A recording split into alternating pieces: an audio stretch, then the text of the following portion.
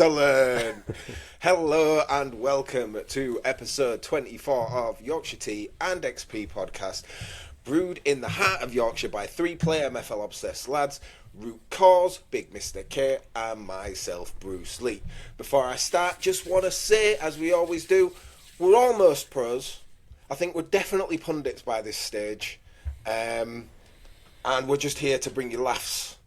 Blah, blah. I'm not reading the thing. I've not even got it open. So the bit that we normally say here, I'm saying that now. Right? So just insert that bit here. And so, yeah, here we go, lads. How are you all doing? How's your week been? Yeah, mate. Good. Good week. Really good week. All ready for season 12. I went for the Amrezy thing on Wednesday, which was absolutely brilliant. All of us on there. So It was fun. so fun. It was a lot of fun. Yeah, and I think he wants us all to go on pretty much every pack drop stream with him now, or pack drop party with him now. So, yeah. Which is good, because if any of us can't make it, then he's still got people to play with, which is what I think he wants to do. Yeah. So, in a roundabout way. I don't mind playing with Amrezy. It's all good. How are you guys? I actually have to ask, Mr. K, how are you? Because season 12's around the corner. It is. This time last season, your depression was just starting. Just starting, yeah. It was just starting. Yeah, How are we yeah. now in the same position a season later? The cloud of season 11 has dissipated. Season 12 is upon us. And we have a match engine that, for majority of things, is quite balanced. Yes. As we've discussed before about like last season's YTXP team performance and potential punishments, you'll be pleased to hear I have got pants on this week. We're all good. And I'm not going to go, I can't do it today because this is not a good idea. We'll just leave it there. But what I did do is all my clubs, where possible, and that I have full control over whatever, they're all running different formations. And at the moment, I've only got one club to finish, but at the moment, I'm running, I don't know how many. Lots. How many different formations? I listed all of you guys in the Discord the other day. 1, 2, 3, 4, 5. I've got 5 different variants of 6, technically. 6 different tactics, different formations. And when I first started testing, some of them worked straight away. Great, I've landed on something awesome. Others didn't work at first. But like previous seasons, you can work at it. The data is somewhat consistent. The performances and the end result varies, fine. But you can then tweak and you can see the logic when you make a change and the impact it has on the game over a couple of sample sizes. You can see that happening. But this is what we had before. But at the moment, there seems to be more balance than season 9 and 10 season. Season 9-10 season, it was a certain number of formations. There were ways to counter. There was a certain way to score that was quite optimal. I think there's a bit of that still now. There's a bit of, it's not necessarily cut back, but it's crossing, isn't it? Let's be honest. Crossing seems really, really good right now. But there's ways to counter it. There's ways to play, and you can look at how a team's playing and go, right, it ain't working this, but for this reason I can see it and I can do something. It feels like there's a degree of control and influence you can have over this engine. And you can still get beat. You can still have a shit performance. That's fine. Consistent. That's So, good. yeah.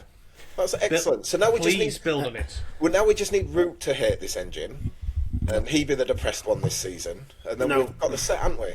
I'm too chill. I'm too chill. I think because even though I've got loads of teams, the one I care about, like trying to challenge, is Dockside. The other ones, if they get promoted, there's a great chance they'll come back down the next season because I'm not looking to reinvest to make them stronger. So as long as I'd like them to be like fighting for promotion, but I'm often towards the end of the season going, okay, get in the playoffs, but I'm not sure I want you to go up or whatever. But I don't want them to go down. Do you know what I mean? Yeah. And I've done some expansion again. So I had that headache this season. I've had a couple of Stoke teams get promoted, and now I'm like, oh shit. Don't really have enough for that many Stoke Iron teams. But yeah, it's so what I've been building for this season, I'm trying to do a bit like I was doing way back when, trying to do the bandings, but not as extreme where I'm just going to lose every game and get annoyed. So I was trying to find maybe a couple of the Flint ones will be like that. I was going to say though, totally MFL aside, like how cool is it to be like recording while it's still light? Yeah, like the light behind it's going to me. get normal soon, innit? Clocks are going to go back, and this will just be normal soon. So. Yeah, it's going to be nice. Yeah. So we will move on to clubs, how we're looking for season. Oh, just want to say, because he expected a shout out, we came back to playing Jamboree for the first time this week. Okay. My son got his first ever win. So congratulations. He won it at the last minute on goal difference. I just want to point, but he got his first win. So I just wanted to give him a shout out. Well done, Kirby. He won his first game of Jamboree. We're probably not going to play it again for a few weeks because I didn't win. So was it like a pity win like we gave Root and Amreezy's stream early in the week? No, he genuinely won. Hey, he genuinely top won. man, love it. Yeah. So yeah, that aside, let's go through our clubs, how we're looking, what we've got ready to go, how, you know, all that good stuff. Which one of you wants to go first? Are you happy to go first, Root? Because I'm currently working on a deal at the moment, so I can just tinker away in the background. That's fine. So, let me share my screen. Let's have a look. Oh. There we go. It's all right. I know. I was a bit like, is it going to? So first thing I just thought I'd shout out was the difference we're doing the Ron John challenge.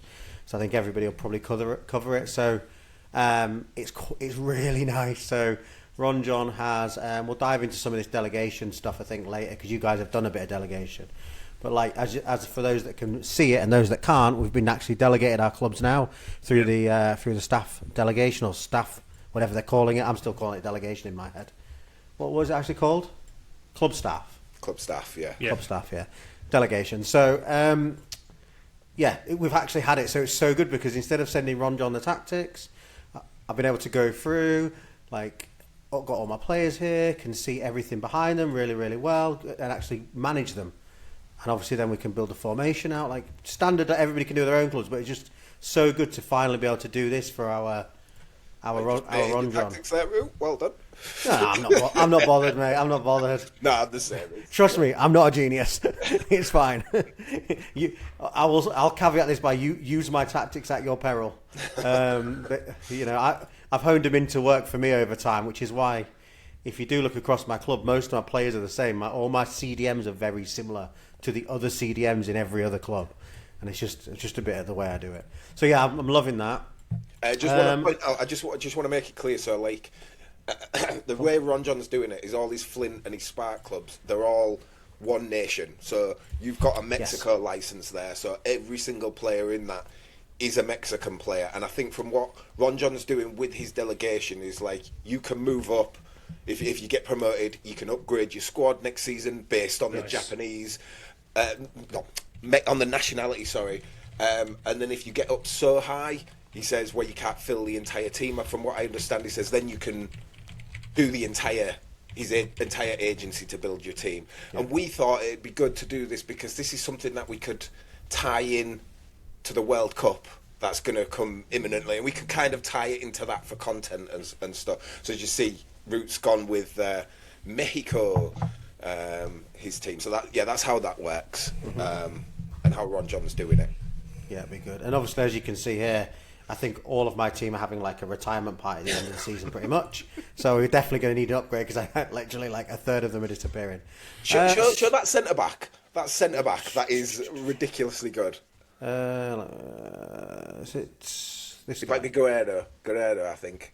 No, I think it's Guerrero. Yeah. This one. Yeah. Yeah, look at this. It's insane. 68 dribbling, 68 shooting. I've literally got him on everything. Everything. Just, free kicks, corners, penalties, you name it. He's taking everything. And the good thing is, he's one of the old boys that's actually not retiring. So, for the journey of this at the minute, I've got him for at least 3 more seasons. Nice. Well, 4 more seasons, sorry. So, that's good. So we've done a bit of expansion. I think it's fair to say. So I think 2 seasons ago we had the 4 clubs. Last season we had the 8 clubs. And this season we've got 12 clubs technically because Ron John sits here in Flint. And I've been umming and ahhing about putting my own one in here because it does look a bit out of order, a bit of a blank spot. But it's I'm kind of happy with this. I've got my Stone team, 3 Ice teams, 4 Spark, and technically 4 Flint. And then whatever happens this season, in theory, the way it might work, is if this one goes up, like Jaguars go up. Let's just say Wolves might come down maybe, or they might stay up. But I'm hoping somewhere in this, these guys just kind of like do up and down between them all as people start like playing better. And these ice, again, I've made the rum lads, let's talk to you, Bruce, the lowest. I haven't stacked them completely crap, but I've made them the worst of my 3 ice sides. And they're probably just about good enough to fight to stay up. And then Headland are probably quite a good spark side. So if that works as planned, which you never know in MFL, if they go up, they'll come down, and then next time, and I'm going to shift them back down to Flint in that way, like I said.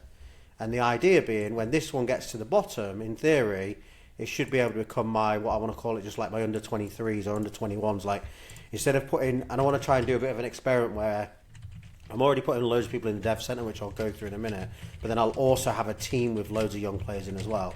And again, the idea being not to climb up the ranks, just to progress them in that league, try and get them to sit in that like 6th position or whatever. So we're all set. All teams are all set up. Obviously, don't know where they're all going to be predicted yet. Like you say, we've just got a few new ones here. So we've got Redcrest Lions, Frosthole Ravens are new, Minosa Gorillas are new, and I think the rest of them were already there. So I haven't ruled out getting a last one in there, but we'll see how it pans out.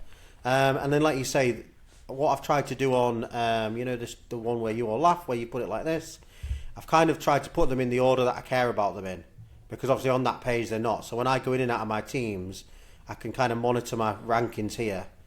And obviously this team dockside, I want this to say first, and then all these hopefully just says like 4th and 5th all the way down, because that'll get me the most MFL without having a headache. So that's the plan for those, really. In terms of player-wise, we've obviously brought some in, but I've tried to bring a load in and put them in the dev centre. So we've got about 51 in the dev centre. So I've been doing what you call lottery tickets and just getting lots of 21s, 19s, 20-year-olds, 19-year-olds, and bringing them all in the agency. You can see here like 20th, 18th, 14th, 15th, 13th.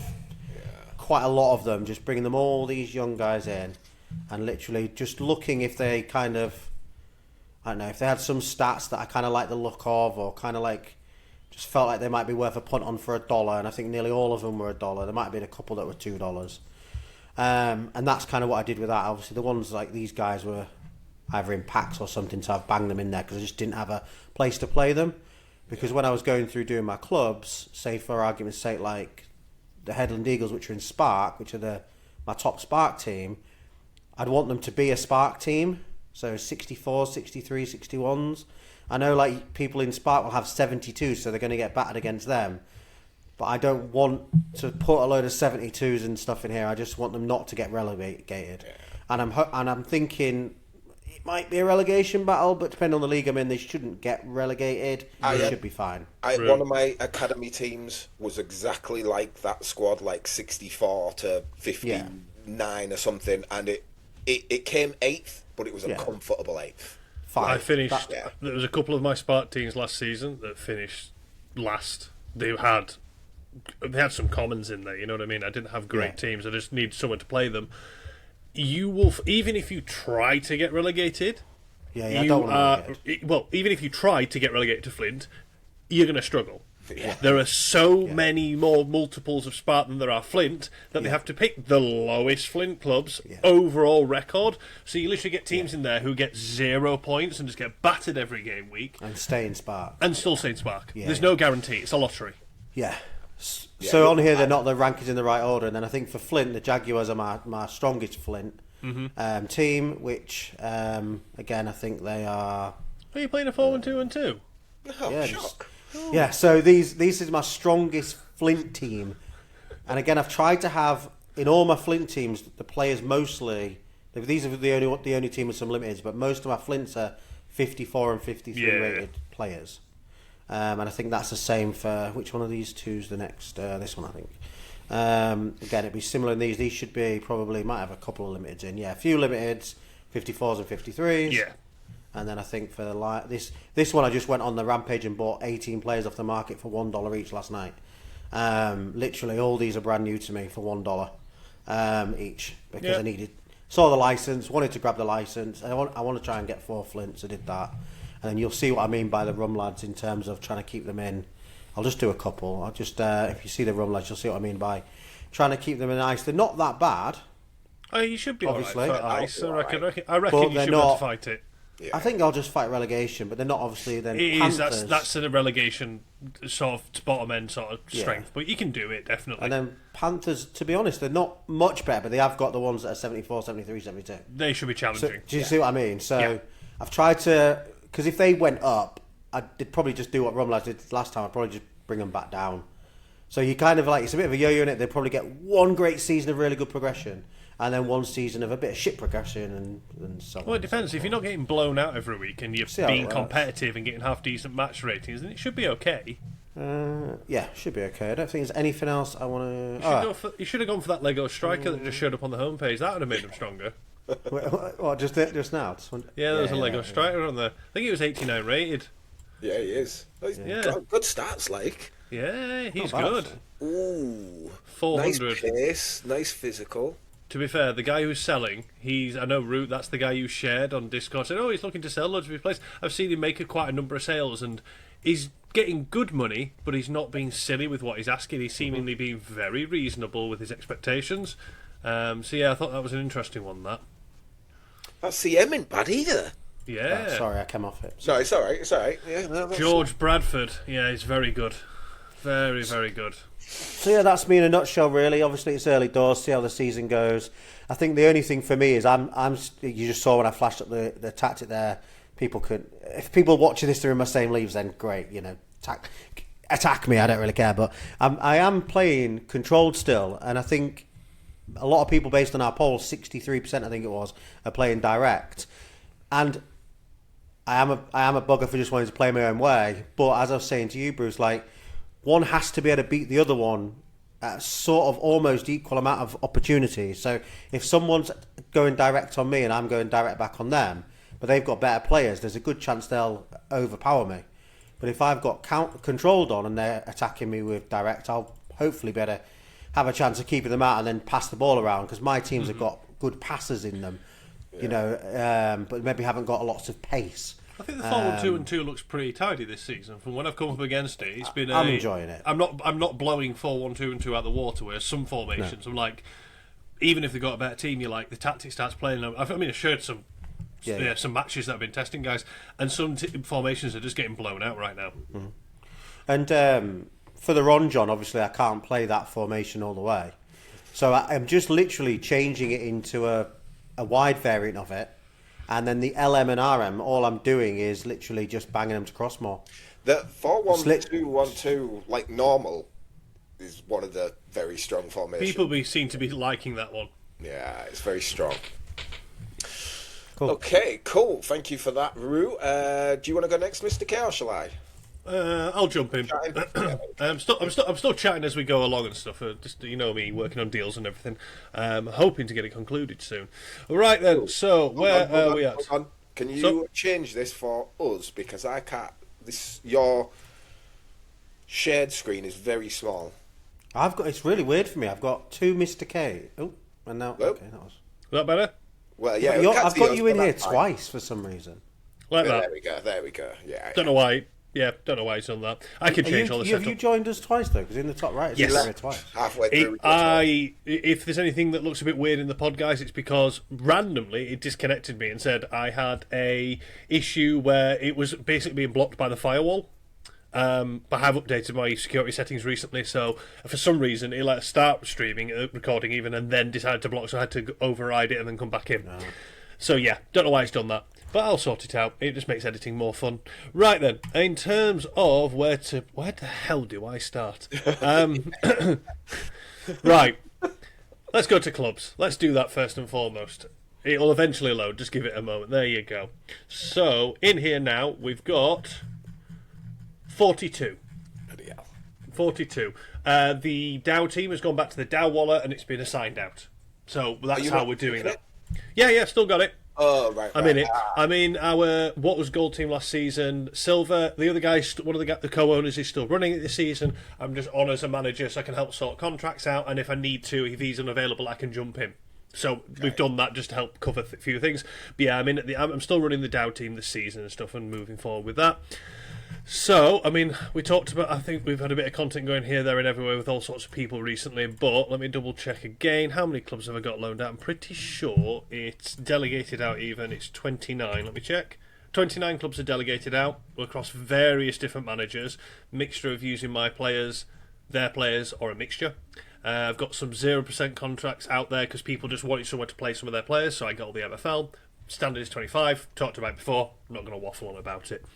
So what I am running this season, how many teams am I running this season now? Let me try and work that out for a second. 1, 2, 3, 4, 5, 6, 7, 8, 9, 10, 11, 12, 13, 14.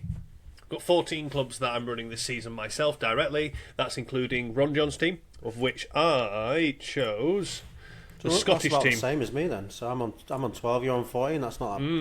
That'd be weird for you just to manage that many if you did all them last season. Yeah, but the fun thing is, it's trying to remember which one it is out of this fucking massive list. But I have got it on a spreadsheet elsewhere. So I've got 2. Oh yeah, I forgot about that. Yeah, maybe that's a bit of feedback then. Try and make that a bit. If some I'm way able to of knowing filter the ones this, you're managing. if I'm able to filter it as to what I want to display on here, Yeah. that would be better. So yeah, I've got the 2 Flint licenses. One that I've rebranded those 2 recently. I've got the one from Ron John. These were 2 more recent pickups. Don't have the MFL to rebrand, but I'm happy to wait until next season. It doesn't bother me too much. If you want, do what we did with Root. Like, Yeah, we could do, to be fair. Well, not maybe exactly the same, knobheads. But, you know. This However, is a Spark team. This is a Spark team I've got down there, which is just some added extras that I thought I'd throw in there for a bit of an extra bit of fun. And I haven't decided what I'm playing with these guys yet. I've messed around with a few different tactics. I was trying a 5-2-3 at one point. 4-2-4 is what I landed on. I was just playing around with that and having a load of fun playing 4-2-4. For Spark, this is not fair, but it's just who I've got, so it is what it is. I've got... Let me have a double check now. I am running Wolves, Axis, Peacocks, Owls, Grenoble, Quito, Eindhoven and Istanbul. And then those are the ones I've already shown you. I am running across Eindhoven. We'll class Eindhoven. This one was a non-negotiable because Ron John sorted us out. He was a top bloke because obviously you guys were aware I was trying to sort something out with that team. I've still not heard anything from the honestly, party. I said it's coming to a point, mate, where you're well within your right to sell it. I know. You are. I know, and I think it is there, but it's like a historical club. Like within MFL, it's got a lot of sort of history with it. I got it in Iron with a shocking team. It got relegated on the last day. I've kept it in Stone. I've then got it promoted it from Iron, and now got it in Bronze. And Ron John very kindly, so floated the idea out to him. He's taking 85% of the rev share, but he's supplied all the players.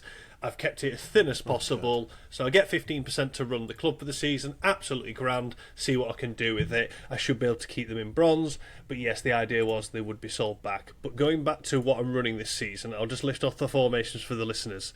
So I've got a 4-3-3-D, a 4-4-2-B, a 4-1-4-1, a 4-2-3-1, a 4-1-3-2, a 4-2-2, and a 4-2-4 across the teams that I'm running, and a 4-4-2. I'm going to be running a 4-4-2 in one of the Flint teams. So especially with those Stone and Up teams where it's suitable to do that forfeit, as it were, I'm running different setups across all of those teams. And yeah, that's where I'm up to. I think the main thing that might be developing, and I know the person that I'm working with at the moment on this deal is someone who likes listening to the pod, and he's been absolutely sound talking about it. But this lovely young man that I packed in the pre-season, been working on a deal with him going elsewhere. We've been working on it all week. He's been absolutely transparent and sound the entire time we've been doing it. It looks like we might be concluding in the next 12 to 24 hours, hopefully. And that would mean that player moves on. I obviously get something in return. Once that is concluded, I'll announce what that is. But yeah, as much as I think this is so much fun to have, it's too good an opportunity to turn down. And I think it makes sense for my agency to do that. And reinvesting what I've got. Does the deal include reach around, or is it just all MFL related? Fucking should. A 16-year-old 83 striker, it fucking should. Let's be careful on this one. I've been talking to many a person that's been actually. Pause. I have had numerous inquiries, lots of chats with lots of folk, lots of people giving me their take on him, and it is effectively a lottery ticket. He could be absolutely fucking amazing, and the guy that I'm selling to is fully aware of this as well, because we've talked about it. He could be one of the best strikers in the game. He could be an 84 striker at the end of his career. Yeah. We just don't know. He's willing to gamble on that. I'm holding out on the idea he's going to be a big heavyweight, so I'm happy to. But where my agency is at in terms of players, not necessarily clubs, it makes sense that a deal could be done. So we're just fine-tuning that at the moment, because there's been a lot of back and forth. It's been very reasonable and amicable. But yeah, not sure where that goes at the moment. We will have to wait and see. So yeah, everything's shaped up. I've just got the one club I need to finish. Just the one club, because I'm just sorting out a few more missing pieces.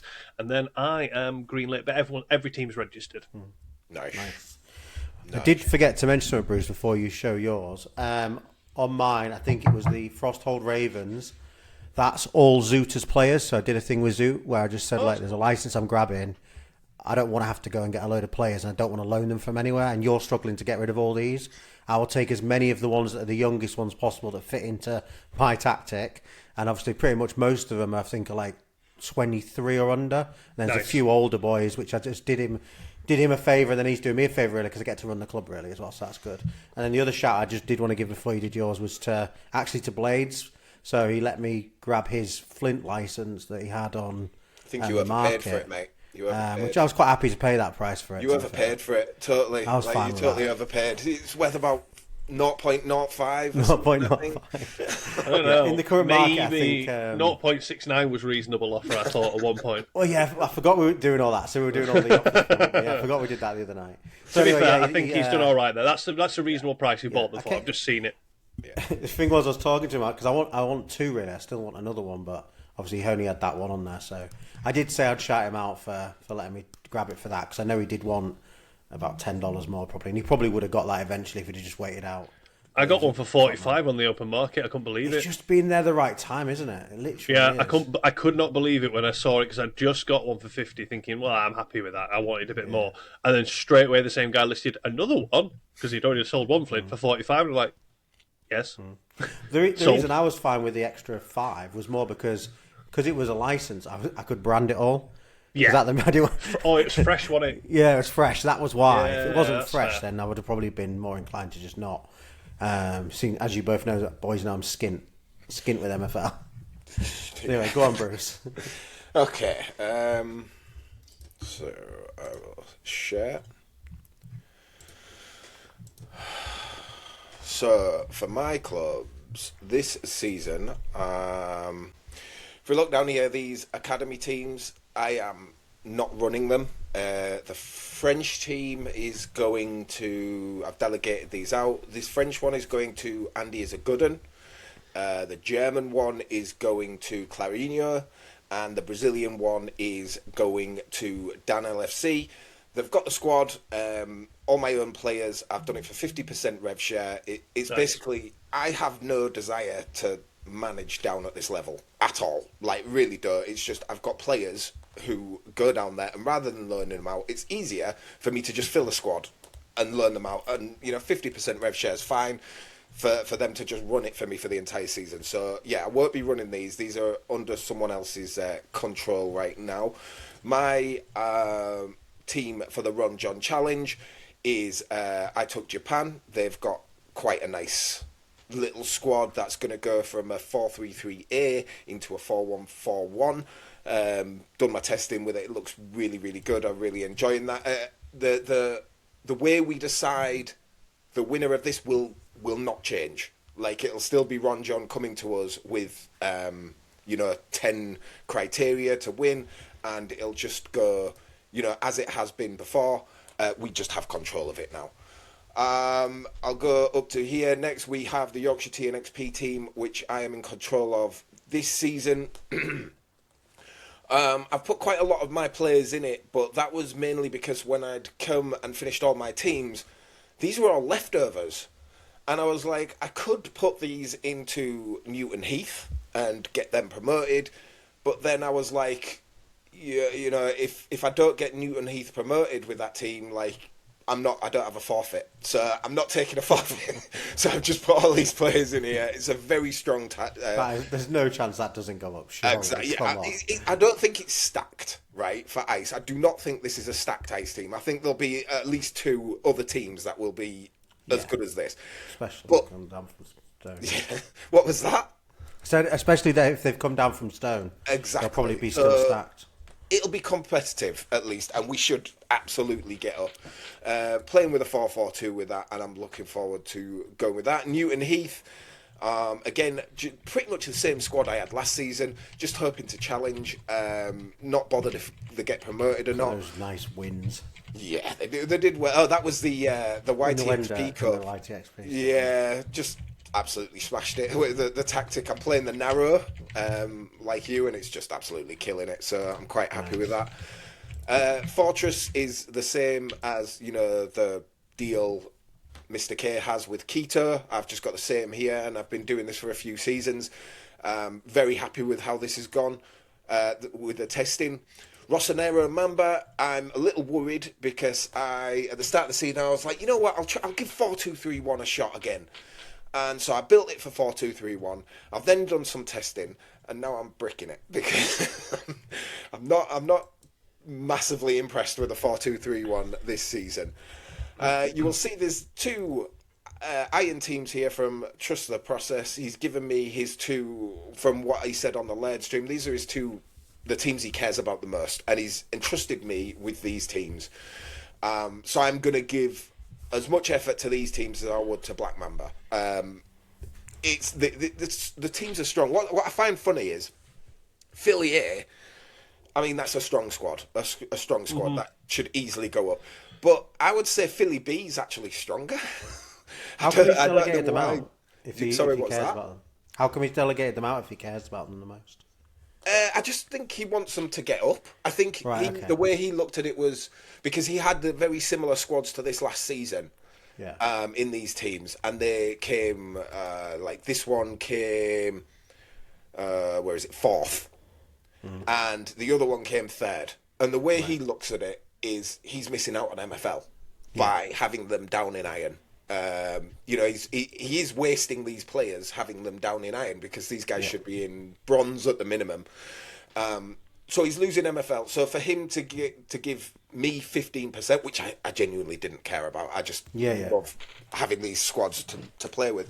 But to him, it's like a good payoff. He pays me 15%. These will go up, and eventually he's going to make way more MFL than him controlling it. He just doesn't. The guy's got 120 odd teams. He doesn't have the time to put in the tactical things that me or other people will. So it totally makes sense. I'm really looking forward to him. You know, 2 Iron titles. I'll be very disappointed if that's not 2 Iron titles. And I've got this one goes in the 5-4-1 flat. And a squad this strong in Iron playing 5-4-1. I'm pretty sure some people are going to be very pissed off having to play in the same league as that because it's not going to be fun for them. We've gone here with Ricknold Rift, which is the team that will be in Iron with, it should be with Solid Lad and James. And I've made it slightly weaker than it was last season. However, I am also, like Mr. K said, I've decided to go 4-2-4 with this because I was testing it. And Jesus Christ, it's a lot of fun. It really is a lot of fun. So I'm just going to go with it this season and just terrorise people, I hope, with this team. Because it doesn't look very strong, but when you play against it, it's bloody relentless. This is my very, very, very first team that I ever got that has somehow ended up in Iron. I don't know how, but I'm just going to give into it. And I'm going to make this my second team, so to speak. It's got a nice strong squad, a couple of Legos that I had left over that I've gone. Very, very nice strong squad, and should be pushing for promotion, I'd imagine. And then the main beast, which is now in silver. Squad looks really nice. I caught up with Jimbo really early, like about mid-season of last season, because he said he's got this right back here who's 86, but he goes up to a 90 centre back, and he was like, if you don't get promoted, he's going to need to get him up to a higher division. So I was straight on that immediately. I was like, yo, if you don't get promoted, I'll take him in silver. So he sent him to me. I have also got from Mr. Kaelner Doroshenko, this 25-year-old right back, and we've basically exchanged. I had a right back who would be better suited for bronze. He had one that's better suited for silver, and so we just did a talent exchange there. I'm liking what I'm seeing so far in my testing. I am just waiting for league drawings now, I think. Yeah. Because that's going to be the important thing. That's where I'm going to know like where I could stand, who's in my league, and that'll give me a good picture of where I should be aiming for this season. But I'm really looking forward to it from what I've seen so far. So that is our season 12 plans. Have So you now- stopped sharing your screen? Because for I me, it's have. showing. Yeah, I have. I think it's because you've changed the layout, mate, and it's just stuck there like that. There we go. There we go. Sorry, Yeah. sorry, boys. Sorry. It's all right. So yeah, now we've gone through our season 12 outlook. We're going to talk about our topic of the week, which is obviously going to be, we'll cover delegation. We will also cover the new match engine. So what are your thoughts? We'll start with the match engine. Oh no, let's start with delegation first, because I think we can cover delegation first, and then we'll go into our thoughts on the season 12 match engine. So I mean, I haven't done it on the scale Mr. K has at all, but from the 3 clubs that I did, it seemed so easy, just very simple. Just send out I'm sending out a contract to learn a player. Like, I can change the permissions, I can decide what they have. Like, so simple. And yeah, I think this is a great start. I'm not sure I'm so happy about the 3 club limit, but I get why they've put it there. Yeah. But if I had more, I was allowed to manage, I'd probably manage more, to be honest. Yep. So what do you boys think about it? I think how it works is very smooth. I'm loading it up for anybody who hasn't done it yet. So in theory, you go in here, you go to the stats section, you search for the manager's names. Here we go. Job title literally means nothing. It's literally just a label. It means nothing. But then you can tick the permissions you want to give that individual. So you've got contracts, so they can request contract cancellations, they can accept them, contract cancellation requests and assign jersey numbers. They can make offers and cancel send contract offers. They can do tactics, so exchange T tactics or start friendlies. Competitions, register club to competitions and unregister clubs to competitions. You can allow people to do branding, so rebrand, create and manage kits, edit club information. And social was create shareable images, and then you can literally type in an amount of rev share you want to give that person. You can change the duration on which the offer is open for, and literally, you press send. Yeah. And if you got that route, you accept it. So like this, it would be no point because you would do nothing. Yeah. But if I go to a club that I have, just to show you, go ahead. I was just going to say that we could have done that, Bruce, then, I guess, when you did the rebrand for me. I wonder if I could have just delegated you to be able to brand it and then gave you no percent. Yeah, you you can. then branded it, and then I would have... that would have been quite cool, actually, because So, sorry, I know you want to go say ahead. this. No, you're all good, If mate, other sorry. people in the community that aren't good at maybe making graphics and all that lot and they want help, you could actually just almost draft somebody in to just sort your kits and your logos out for you. I know it's going to cost the other person. You could come up with some sort of deal. It's quite cool, actually. I hadn't thought of it. If you look at how Wendeck have done it with their community, yeah, that's cool. They've got somebody in charge of recruitment where they can just someone in charge of tactics, someone in charge of socials, and it's really cool. You could get a real community, a staff together to run the different areas of the club, which I think is very, very cool. Definitely. Yeah. So Sorry, all I was Mr. going to K. go... No, you chill, man. I was just going to say, I don't know, I've got a contract here to this guy that I'm happy to. He got this team promoted from ice to stone, so I've let him keep a stone club this season. Let him continue running it. But once you're there, I can request the cancellation, and he could accept that or not. If he did, that 25% rev share is protected. He still gets it, even if he's not managing this club anymore. So when you offer that, you've got to keep that in mind. I can also go in and edit it, so I can just change his permissions at any point, and I've got full control over that. So if I thought if I thought anyone was being dodgy over contracts, I can go in and change it. I can change them from being able to change tactics.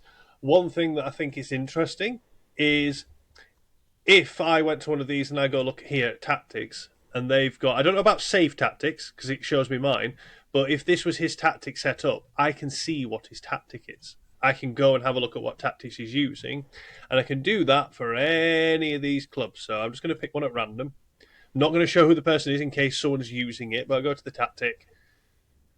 I was not doing a 4-1-2-1-2 last season. This is someone's tactic. I do like this. All the instructions will be there. So if someone's performing well, I can go in and have a look at their tactics and see what I would like to look at these tactics if he's performing well. Well, the thing is, it's like if we went into friendlies initiated. He's been running some Tell him I'll give him some friendlies here. So I don't know who it is, but because I've got some various different managers in, I'm not going to share them. But there's a lot from this. I'm happy with how it's gone so far. I've got some guys, as I said before, where they were like, I just need a club to throw some of my guys in. Do you have anyone? Yeah, no worries. He's running the club for 0%. He's got 0% contracts, but all his players have got home and they're managing it. And I just earned the MFL, but they're happy because they don't have to fork out for a club. I think it's a very clean system. I get where you're coming from as well, Bruce, about that limitations that they put in place. About 3, you can only be delegated up to 3 clubs. Yeah. Effectively. I'm still calling it delegation because it makes sense to me. Yeah. You can only be delegated 3. I get why. To potentially stop, like... MFL farming, things like that. I don't know. Say someone... Ronan, he's got a diamond club. He's got a lot of clubs in plat.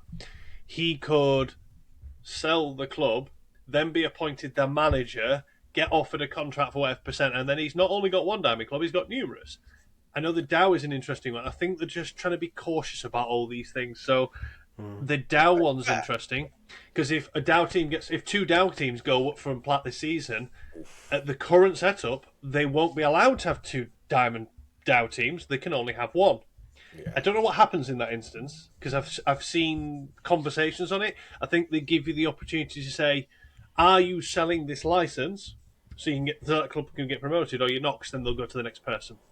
That's my understanding, but I don't know so. So yeah, interesting. My only concern that I see from it is, and I don't know what they've got in place, but like you said, if you give them a 25% rev share, and that's it, locked in for them, no matter what, for the season, they will get 25%. My concern is if you loan a club out to someone and then they just do nothing and then they get free 25% regardless, I think that can, like the way I'm looking at it, that could be abused. I imagine someone will at some point abuse that, and I'm just wondering what safeguards there are in place, because I don't think that's fair. Like, yes, okay, you've handed out a contract 25%, no matter what, they'll get it. But if they then abuse that, and then they're like, because not everyone's going to be like good like we are they? Like, exactly. Like you'll engage with the community, you get someone in one of our communities or the other communities, or whatever, and you're like, okay, yeah, take 25%, and everyone's kind of above board. There will, unfortunately, there's always the caveat where there be some people out there going, yeah, I'll look after your team for you, give me like 60%, and I'll do everything for you, and then they kind of like they do nothing. Almost, they rip off people if you like. So yeah, that's my only concern with it. That is my literal only concern with it. Because it could be abused, and I'm hoping they've got safeguards in place. Maybe that's where it'll maybe advance into like clauses, like we said before. So if like, I don't know, like if you could say delegating this, I don't know how it'd have to work because it's so tricky, because you're like, it's almost delegating to going like, by the mid-season you'll have reached X, Y, and Z, and if not, and you agree to terminate both of you, it'd be quite good if part of the termination agreement could say that you're willing to sacrifice the MFL the percentage you would have been given, the other person at the other side, because that's all you kind of need is a checkbox. Because if it's all mutual and you were going to cancel that 25%, if the person at the other side could go, yeah, I agree to not get that 25% because it hasn't really worked out, maybe it is just something that simple. I don't know. Maybe a process is in place for that. I've not tried to cancel a contract with anyone. Yeah, maybe. I don't know if you are delegated to the club. Well, I can check, actually. So I've been delegated Ron John's club. If I go over to it now and I go to the staff area, I've got the option to leave club. I'm going to click it and see what happens. Are you sure you want to leave this club? You will no longer receive your revenue share and will lose access to your staff permissions. So there is that. But if someone like that one I showed you before with the Phoenix, that guy doesn't want to leave and I want him to leave, if I fire him, it's like basically I'm paying you off to go away. But if they agree to leave on mutual consent sort of vibe, it's negated. So I get. Yeah, it's different. I mean, I guess it is there because at the end of the day, I suppose they're designing it in a way to do it the way you guys are doing it. Like, you know the people you're delegating to, you trust them with your clubs. It's your club, your players, or whatever you care about. A bit like what you were saying, Bruce, with yours. So you're only going to really delegate it to somebody.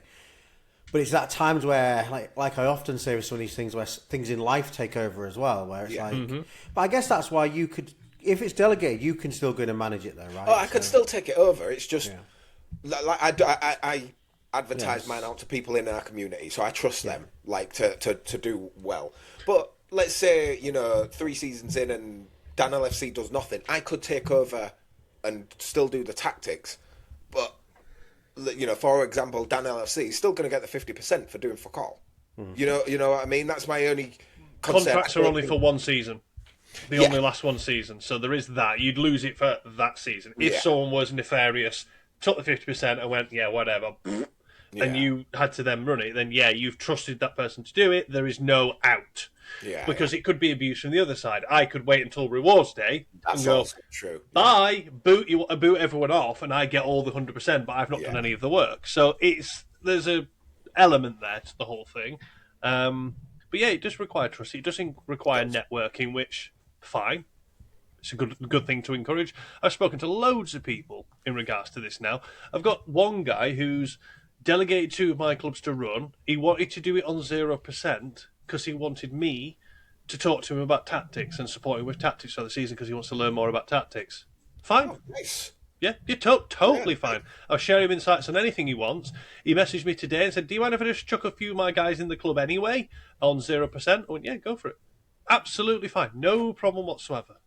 So I've got all sorts of deals going on with it, and I've just got a general offer, and then there's room to work around it. It's fine for me.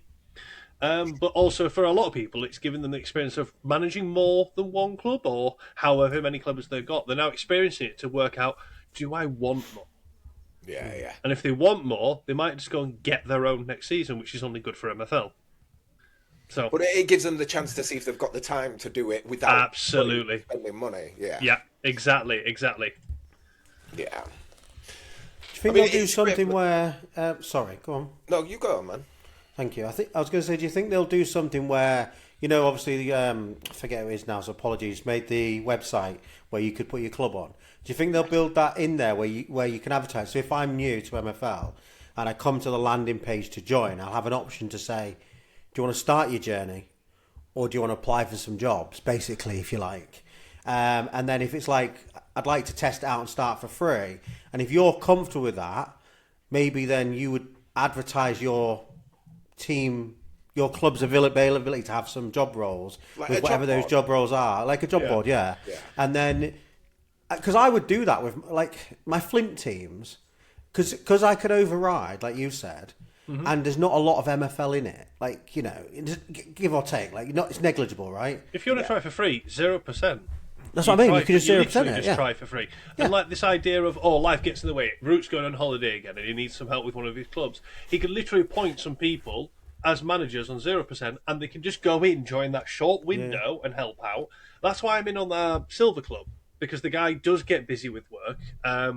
So he can get caught up, but he's always been really diligent. But while we've been contract sorting, I've been helping find loan contracts. And rather than message him and say, right, you can send the offer now, I said, put me in as a manager. If we agree by Discord to do it, I can just send the offer now and then it's done. If he happens to be busy, can you check this? Could you change that? I can do that now. I can also import some of my tactics without having to screenshot everything and send it over if they want to use them. So there's lots of benefits to that. And I'm just in on 0%. I've got oversight. And that's where you say, like, the 3 club limit. It's times like that might be difficult. Because, like you say, if I holiday aside, but if something happened, like, I don't know, like touch wood, it never happens to any of us, but we have a medical thing or something like that, or a family thing that wipes us out, and Bruce is like, I just want to give, like, you 5 clubs, Mr. K, you 5 clubs, Root, just don't touch anything, just do my rotation, please, I'm out for 3 days. I'm not picking on you, by the way, Bruce. And then it could happen to any of us, That's really cool, right? Like temporary contract thing. I love that idea because that's kind of almost aside from the season. You could literally do it for days, X number of days. Because I would hate it. Like again, like your lower end clubs less so. But if you guys have got stuff climbing up into silver and all that kind of thing, you don't want to be missing 3, 4, 5 days. Yeah.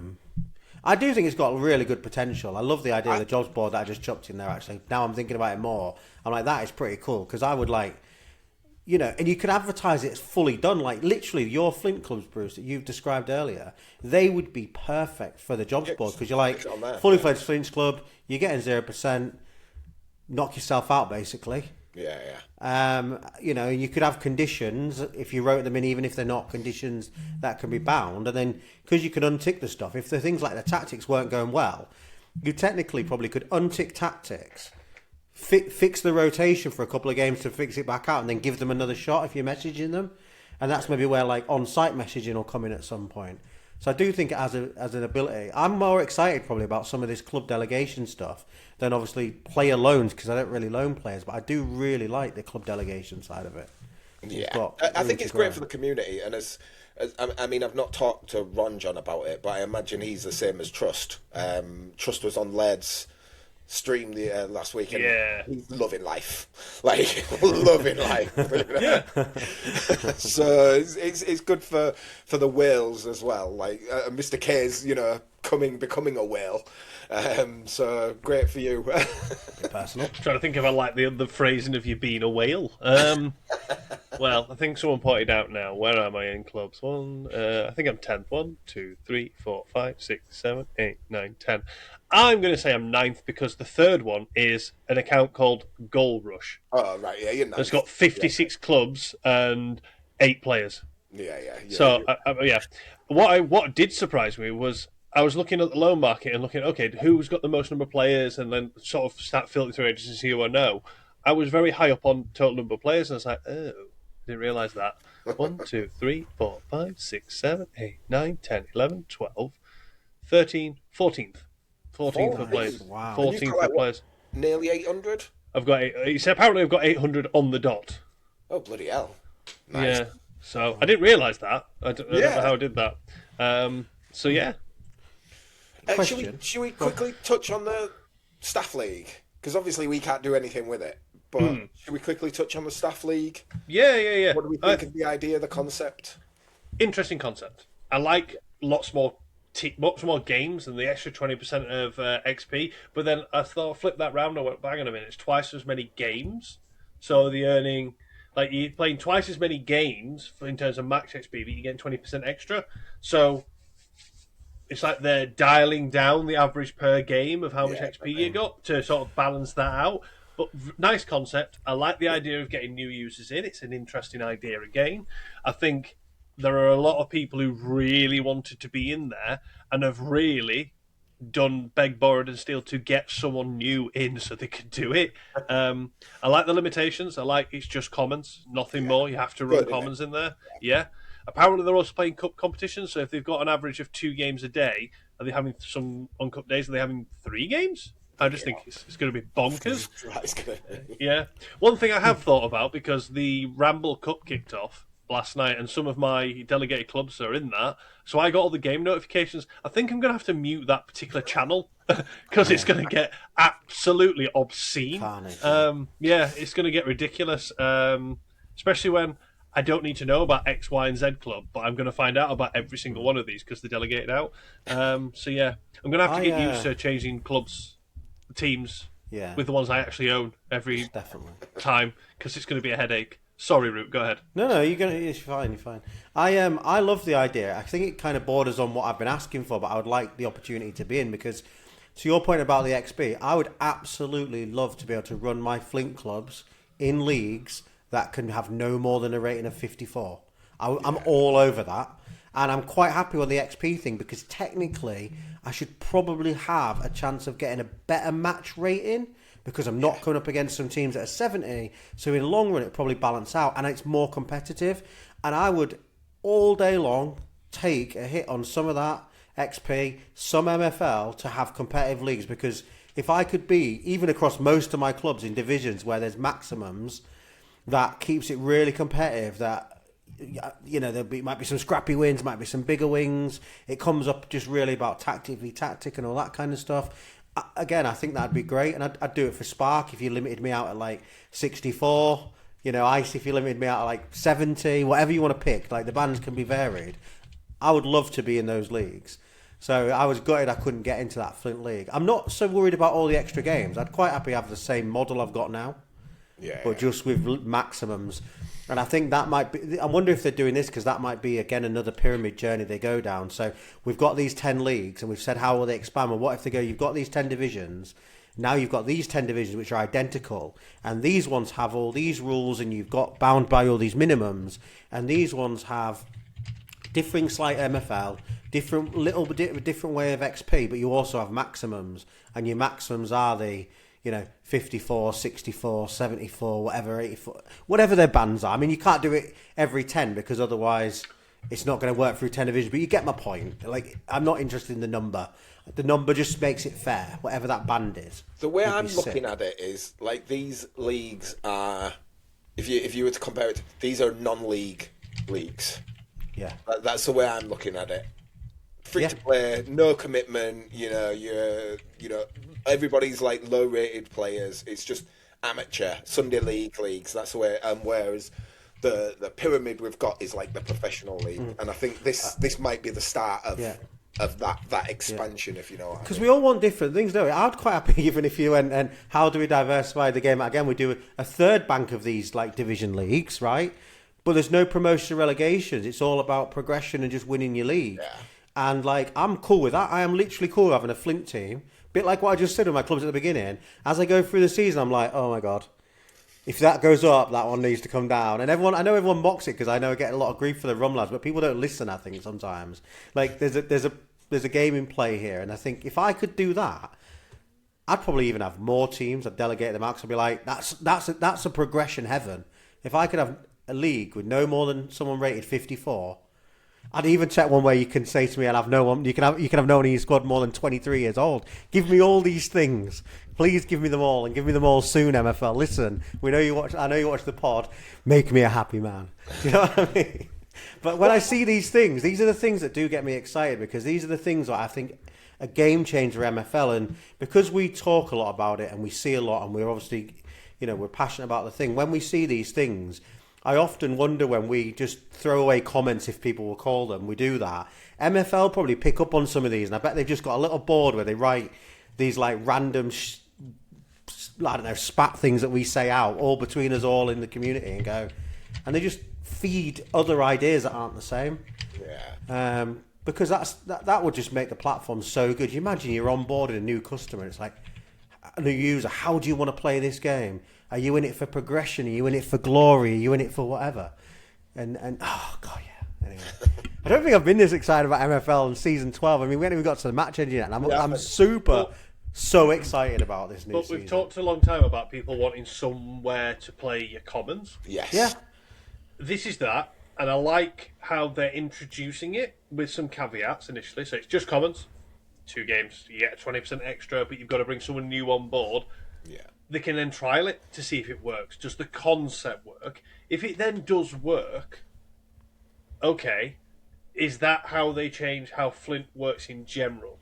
Do they move Flint to an entirety of common only, but 38 game season, 20% extra as a result, common prices go up, people are investing and willing to have teams in there. It'll help you build out Flint more.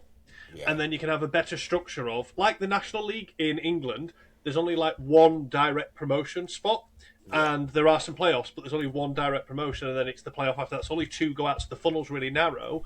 I've not got a problem with that if you're in Flint, but then we'll have a more organic process between Flint and Spark. There might be something there, but this way, it's not just, here's the new thing, guys, and everyone goes, ugh, and throws himself at it, and then there's an issue. By limiting it, they can test it, stress test it, see what works, fine tune it. Hopefully it does, and they can roll it out en masse moving forward. Because then, if the bottom of the market in terms of what's perceived as valuable starts having that little tickle, it's going to help just slowly shimmy things up. And then even more so, as people talking about retirements, I have no idea on figures. I don't really bog down myself in it. It's just interesting when people know that people do.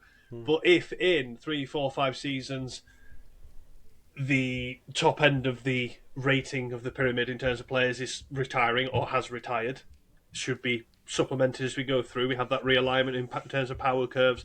They don't change the number of pack drops, make rare players rare. Yeah, agreed. Fully agree. Then they've got a chance to readdress the ecosystem, but stimulating the bottom of the ecosystem is really effective at the same time for engagement purposes. Because I've got how many free agents do I still have? I think you're right. I think you're going on the right track there, because I know people always go like, in real football you don't have bandings where people don't, everybody can play everywhere. Yeah, but Neymar isn't going to play in like League Two, and neither's Messi, and we can put them there. And I know people stack teams to climb the pyramid, and I guess it's a bit about authenticity, isn't it? Like, I know, like, we all could have got our teams a lot higher and promoted a lot quicker in different ways, and but if you play it the way that it feels like a football manager kind of thing, where you play your players your commons in Flint and some of them in Spark, and then your limiteds in Spark and some of them in Ice, and your uncommons in Ice and some of them even in Stone, and you build it that way. Before you know it, naturally your legendaries would only be in your top 2 divisions or top division. It would naturally be that ecosystem. And I'm not saying go and put limits on, by the way, but I'm saying if you had another world next to the current world that did have limits, people would find a happy home in one or both of those and play in both those different ways. I certainly would. I'd have a couple of Sparks here and a couple of Sparks there and a couple of Ice there, a couple of them there. And you just would, wouldn't you? Because you'd play it the way you felt made sense. What's, at the moment, with the current structure, what is the incentive to play in Flint? The incentive is not what you can earn. No. It's only what you can gain in terms of player time, progression, etc. You broaden that out, and you can get 20% boost playing in Flint. Straight away, people are clamouring all over it, and then they've realised the limitations. You expand that to the universe with caveats, with rules, with stipulations. Fine. It would mean lower limiteds are no longer as valuable to that sort of echelon. Fine, they've got a place in Spark. It's if that power curve doesn't align out, and then you've got nowhere to play your low limiteds. They're not suitable for Spark, but they can't play in Flint. But if you play them in Spark, you want to stay in Spark, because now there's a process where you could get relegated to Flint. So you can have that fluctuation of, a range of 55 to 62 rated players. Basically no home again, we're having the same issue, but I think it's an interesting concept, or even opt in and out of one or the other. I don't know. But that's where your bandings would come in with it. So even though we're saying Flint's like a limited of, say, 54, Spark would be anything in that thing all the way up to the next one, and then so on. You could have overlap bandings, couldn't you, where it couldn't be below a minimum and maximum. So, I don't know, maybe Spark, they have to be more than 50. And maybe in Ice they have to be more than 60 or 65. I don't know the bandings because I'm just chucking the numbers out. But if we worked out, it'd only take a little bit of time to get a spreadsheet, your 10 divisions, and work out the best way to band out players in this almost cloned metaverse league area. Don't change what we've got, because everybody loves it. And I think, but the bigger you get and the bigger scale it gets, the harder it is to police. And if we carry on, the reason people don't like Flint now is, and we said it before, I know for a fact each of my Flint leads, when they get brought in tomorrow, I ain't getting promoted, because there'll be 3 teams in my exact league that have all got uncommons in it. Thank you very much. I'll see you next season. And Spark is getting the same, and so is Ice to a degree. But like your point, like you're saying, Bruce, like in your Ice team or whichever one it was, there'll be 3 teams because they might have come down from Stone that are just going to carry on playing the players. And that's normal, I get that. And I'm fine with that, by the way. But there are people that will probably be in a world where they're like, band us up a little bit. I think what you're saying was already naturally in place. Yeah. At the start of the boom. Yeah. Like last season. It was already naturally in place. There were high limiteds playing in Ice, which is probably where they're supposed to. The problem is when the market got flooded with players because the player base went up, and they had to add players because player prices went fucking ridiculous. That ruined that a little bit, and now we're seeing the power creep we're seeing now. I think that might if the first batch of players all retire, they keep the pack drop numbers the same, I think that will naturally come back, and it'll do it naturally. I don't think they'll have to put the bans in. I think it will just return once the player pool returns to like a more stable number, I think. Yeah. So, I think that'll work out naturally, honestly. Yeah. Cool. Okay, so let's talk about the big important thing, which is always the most important thing for every season for us guys, is the engine. Season 12 engine. Touched on it briefly at the start. What are our overall thoughts on it? Have we got any insights? Any things we could potentially see a problem with? Have we seen any major game-breaking bugs or anything like that? What's our general thoughts on it? No bugs. Yes. Crossing is very effective. It is a viable way to play. And you got to view crossing not as, I'm going to stick the ball in the box. It could be switching the play. It can moving the ball from one side of the pitch to other. People have got used to being more compact and narrow from last season. And at the moment, I think crossing is effective because people are defaulting to that initially and being quite compact. So it's leaving spaces out wide. So if you've got wide players, they're exploiting space because attacking AI is better. Defensive AI is a lot better. But I know someone in our Discord posted what they considered as a counter to crossing. I would hesitate on going ham on individual instructions for those in the middle of the pitch. Minimal is what I'm finding effective. You'd go on what, sorry? Minimal individial instructions. Okay. Do not go mental in the middle of the pitch with individual instructions. In the middle of the pitch. Out wide, fill your boots. Because there's lots of options there. In the middle of the pitch, because the attacking AI is better, you don't need to fiddle as much unless you've got a very specific thing, or one player, I don't know, is an amazing passer, your DM, and you want him to be launching the ball like Perlo, put him on risky passing. Crack on. If you're not playing direct, then put him on direct and risky passing. Let him express what he can do. But low positional freedom, especially on your CBs, all I've seen, because every single time I've watched something, I thought, that looks a bit funky. Why is he not doing anything about that person doing something? Or why has he let that guy go when you were tracking him?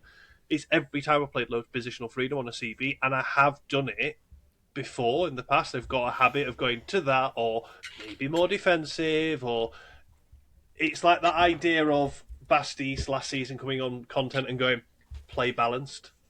Balanced is theoretically the most balanced way to play. Shocker. But if you shift your balance of your team towards one end or the other, so I don't know, you're going to go more attacking and direct. If you have 3 or 4 people who are away from the tangent, are more controlled, less moving, and they sit back, you've got half your team going that way and half your team going this way, and then you're spreading your team out. It's disjointed. You've got to be very methodical with how you do it without overdoing it. Yeah. And that's why finding that with a formation and trying the same concept with different formations, I'm getting lots of formations to work right now and see how they're doing. I'm currently testing a 4-1-4-1 because I've got a few variations of it. Do you want me to share it? I really don't care about sharing it. So I'll go to the tactic. Look at the individual instructions straight off the bat. You can't see it? One second, let me just the layout. Let me do the layout again for you chaps. There you go. Perfect. Look at the individual instructions. Yeah, barely. Yeah. It works. Yeah. I'm currently running a game right now, and it works. And the wide men are the ones who are moving a lot, they're crossing a lot, they're being effective. The rest of the team, because I want them to be coherent and a compact structure, I'm playing direct. Only slight amount of width. I'm getting to be more offensive. I've got cross more often on this team. I don't have it on a lot of teams. The compactness is only slightly low. The defensive line is slightly high. I'm not being overly aggressive. So they are pressing. They're being effective. And you got to view direct, as we were chatting the other day, Roo, not as long ball. It's about moving the ball through the phases quicker. To be faster. Yeah. That's the only difference it is. They can play long ball. If you hover over it, does it tell you? I've noticed, when I've tried it with controlled, they still play long balls in controlled because it's the open pass. So, it's nothing to do with long balls. It's just how fast you move forward.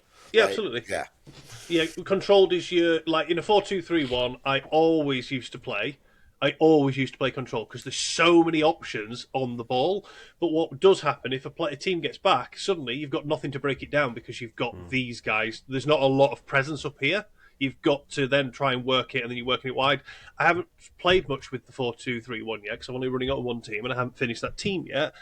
But at the moment, direct seems more effective, which makes sense in real-world football, like counter-attacking teams. Yeah. Get forward and try and do something. Controlled, I think, will have a place, but you'll have to be very specific with what you're doing here. I found this sort of height in defensive line works. Higher, far less effective. Aggressive, to me, doesn't work. I don't see it working very effectively. I think you've got to pick and choose who's aggressive. And then I still subscribe to less long shots. I don't want the team banging it in, but I have allowed my strikers to be on balanced long shots. I've got cross more often on this tactic only because I've got 1, 2, 3, 4, 5 players with no individual instructions. So that's the only reason I've got it on there, because the guys who are wide are already got those instructions and they've played around with it. And I tend to lean towards more offensive.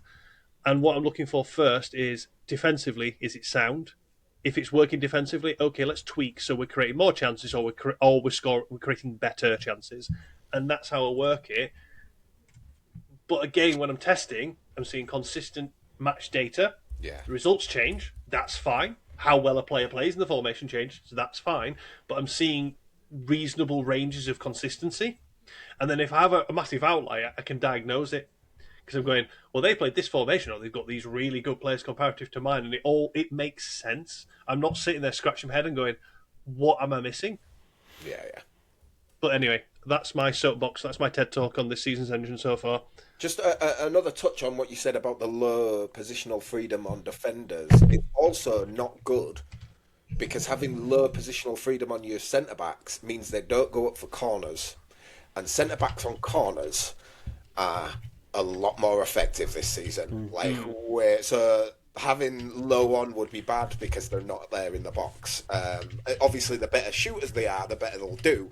But I am seeing a lot more centre-backs getting on the end of corners, which is something I hadn't seen very often before. Seeing a lot more bullet headers in this engine. Not an over amount, just enough to see them and think, that's the variation of goals at the minute is just beautiful as well.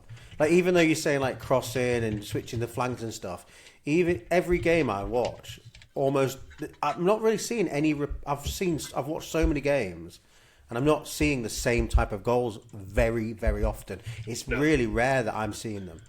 I think you're saying about giving stuff back to people. I think the thing I learned when we were doing the tactic test, which will come on, is like, don't be afraid to put like your striker on low freedom. I hadn't have thought that, but like you say, when you've got your wingers, it is crazy how effective it is. And guess what, guys? It doesn't mean he doesn't move. It just means more often than not he's where he needs to be.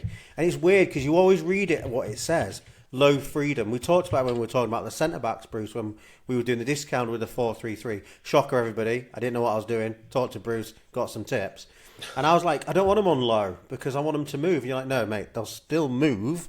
They just won't move everywhere. And it's like, all right. And when you look at it, in your mind, you think low freedom kind of means they're just going to stay in this little square box. If you took your pitch and laid it out in like 3x3x3x3, and you're like, oh, he's just going to stay here. It's not. He still moves. Yeah. So What I've seen more with high positional freedom this time, with wingers in particular, they'll swap sides quite a lot. Yeah. They'll move you see that central, goal they'll go Hoodwink wide, put they in swap. the chat thing in Discord, where he showed his like winger, Bruce. I think it's because you said about putting it on high freedom, or Mr. K one he had, and he showed the guy, and he was all the way over this side of the 18-yard box out of nowhere, and it's like, that is nice. I'm still testing it with the high freedom on the wingers, but I've been talking to David SR Monkey about it briefly before we started the pod, and we were saying about it because sometimes we can end up with both wingers on the same side, and we're like, holy shit, are we losing something here? Because if they attack down the other side, we've got a man short, and I'm a bit like... Ooh. If your full-backs are getting forward, they're providing the width on the other side because you encourage them to cross more. And then if they do cross, there's sometimes two players on the back post, both your wingers. Yeah. Like you said, they go everywhere. They swap sides. They do. It's lovely. One thing I wanted to talk about, because I touched on it briefly, and I didn't want to say out because I thought I sounded crazy, but it feels like the Season 8 match engine to me. Like Yeah. it really does. It feels very familiar, and I think Kev said it's like the stuff from all older ones. But one thing I have noticed is there's no fucking cutbacks. Like I'm specifically trying to set up to score cutbacks, and it's just not happening. So that's why I'm like, are we on the season 8 match engine? I'm seeing lots of set piece goals. I'm seeing, through balls are working. I'm seeing no cutbacks. Is this season 8? Like, I wish I'd saved my season 8 tactic. Yeah, I don't have an issue with cutback either, because if you think about real world football, they'll do that to the cows come home. If there's an option to square the ball across the box to tap in, of course they'll do it. Yeah. I mean, so yeah, I don't have an issue with that, even if it is a thing. No, it's just that there's time, like last couple of seasons, if my left back gets into a good position, he'll square it to my wide open striker. Now he's getting in that position and he's fucking shooting, and I'm like, the striker's wide open in the middle, just pass it to him, you dickhead. So it's getting a bit frustrating. I was speaking to Dane about it, and I've been playing with it, and I'm seeing it a little bit more, but definitely not at the frequency it used to be. It's like we went from cutbacks were every goal to cutbacks are like 1% of your goals now. I mean, one of the reasons I expanded my clubs out, literally, and even like you got to think like yesterday, I got a club that I didn't have, and then I still had to go and get 18 players I didn't have, is because I am literally loving watching all my games, and like I was saying to you guys in the Discord, even the ones I lose, like which before I would get so annoyed, when I watch it, I'll look at it and go, it makes sense to me. Like I'm not just looking at this. Forget the stats for a minute. I'm on about the eye test, and I was talking to. Forgive me. Let me see. I was talking to. Oh, you mentioned him earlier, and Andy is a good one. I was talking to him about it because he was getting a little bit frustrated with his results, and I was saying, do make sure, like, if you've watched it and your team actually looks shit, then get annoyed with your result. But if you watch that match and go and watch the same game again, the highlights again, and you're happy with how your team played. Now look at the stats below it. Do they kind of make a bit of sense? Were you all right or not? And then play them again and play them again. And don't be afraid to play them 2, 3, 4, 5, 7 times, however many you got, and keep watching the highlights. Forget the stats for a minute. What you're watching, does it feel like you're doing the right thing? Because that's the only way in your mind you can remove the element of variance, because there'll always be that element. And how often do people go and test a tactic, play one game, they lose 1-0? Tactic shit. Yeah. But did you look at the game? Did you think you should have lost 1-0? Then did your stats tell you the same story? And I gave him an example. I gave him, I think, 2 or 3 links, and I went, look at this game, and I lost 1-0. And I went to look, and I said, just ignore the stats. Just put it on full screen. Have a look. Do you think I should have lost that game when you're watching the highlights? No. So I reran it again, 3-0 win. Reran it again, 2-1 win. Ran it again, I think drew 0-0. Ran it again. I think it might have been another draw at the end, or maybe, and to be honest, in one of those, it maybe looked like they needed to win. But anyway, without labouring the point, just make sure you're doing that, because it's so easy to be judgmental and fall into the trap of going there and tweaking and losing your mind. If what you're seeing, and then the stats do back up a bit and you're quite comfortable, we're all going to lose, by the way. You can win a league, I know, without losing. I know you've done it, Bruce. I'm not saying that, but I just mean trust what you're seeing. And in this engine, you really can. You really can do it. I fully Super agree with exciting. that, because there was, in my early testing, I kept noticing my centre-backs kept giving the ball away, like, all the time. And it would create chances, sometimes goals. Now, if I wasn't watching the game and I just looked at stats, I wouldn't see that. But because I watched it and I saw it happen over and over again, then I'm like, okay. The stats don't tell me that's happening, but if I'm watching it, I can see it, and now I know what I need to fix. So then I went to fix the problem, and now it doesn't happen anymore.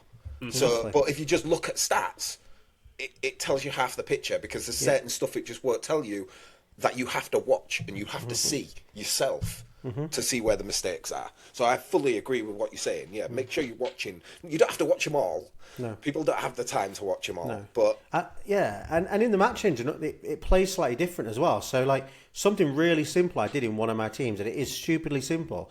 I swapped my 2 strikers the other way around, because every time I was watching the highlights of that team playing, for whatever reason, I think it was the left hand side right hand side was doing more crossing, but the left hand side in the build up play at that side of the box with my striker was also trying to assist. He had like 20 passing.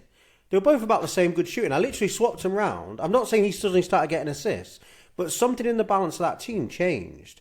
And all of a sudden, I didn't do any team instruction change, by the way. I didn't do any player instruction change. I just changed 2 people around, and all of a sudden, we were able to score some goals at the end.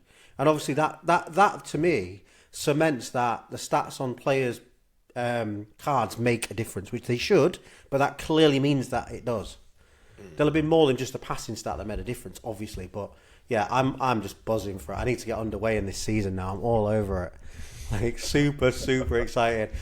I hope at the end of the season, even halfway through, we're the same, because at the minute, I don't think I've been as excited to start a season of MFL since I first got into it. Hence probably why I'm back to almost the same amount of clubs as I was right back then, because I'm just super excited for it. Nice. I'm buzzing. Ask me next week. If you change your mind at any point and need to farm some clubs off to sell them, just let me know. I know someone who might pick up some more clubs. It's like when the thing is, when I've been getting all these back, it's like, sold one at this level for 45, sold one at this level for 45. I was like, well, it's only money. Anyway. Excellent. Are we all done there? Has anybody got anything else they want to add? I don't think so, bud. I think we've covered everything. Excellent. Okay, so next section is, I think everyone's favourite section, is Tactics Corner. And because obviously the season hasn't started, we don't have anybody's teams to go through. So we thought we would do it as the traditional way of Tactics Corner, where our community picks a formation, we go through it, we give our thoughts on it. Obviously, next week, with the season starting, we will open it up to people and their teams and their tactical help. But for this one, we are going to go with the 4-3-3-8. Does anyone need their season saving after like 4 games? No, well, yes, because I've been in that position before where the first 4 games have gone fucking horrific, and I'm like, oh my god, what the hell am I going to do? I've done all this testing and got into league, and I've lost 4 games in a row. Like, what the hell is going on? Like, no, actually, I've never lost 4 games in a row. I'm talking shit, but you know what I mean. What we could do, if you want, I mean, it depends. Like, we could put a poll up asking if people want us to carry on the Tactics Corner traditional or the Tactics Corner where you ask for help. And I could put that up sort of like today and give them 3 days to answer the question. I like the save ideas and I like the ideas for help. I like that one. I don't mind switching between them because I think some people got a lot out of it when we did it last season. Do. Yeah. I do. I think we stick with it. Because I think, like you say, even if it's a minority of people that are asking, I don't mind if I get one submission if it helps someone. So yeah, okay. Carry on. Cool. So, this week we're doing 4-3-3-8. It seems to be, I see a lot of chatter about it. Is 4-3-3-8 good? I can't get it working. I see a lot of that in the Discords, in the multiple Discords. So that's the one that we have gone for the first. It's not surprising. It was the one that was chosen in the poll. So do any of you boys want to go first and talk through it? I'll jump in. So I'm not running 4-3-3-A.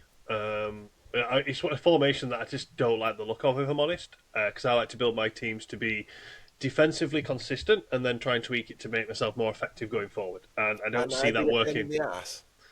Pardon? Can I be a pain in the ass?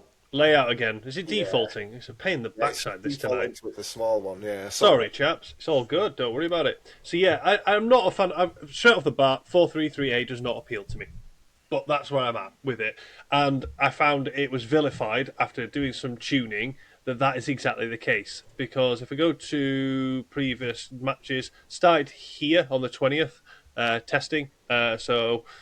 Someone played against mine there. That's weird. Not seen that before.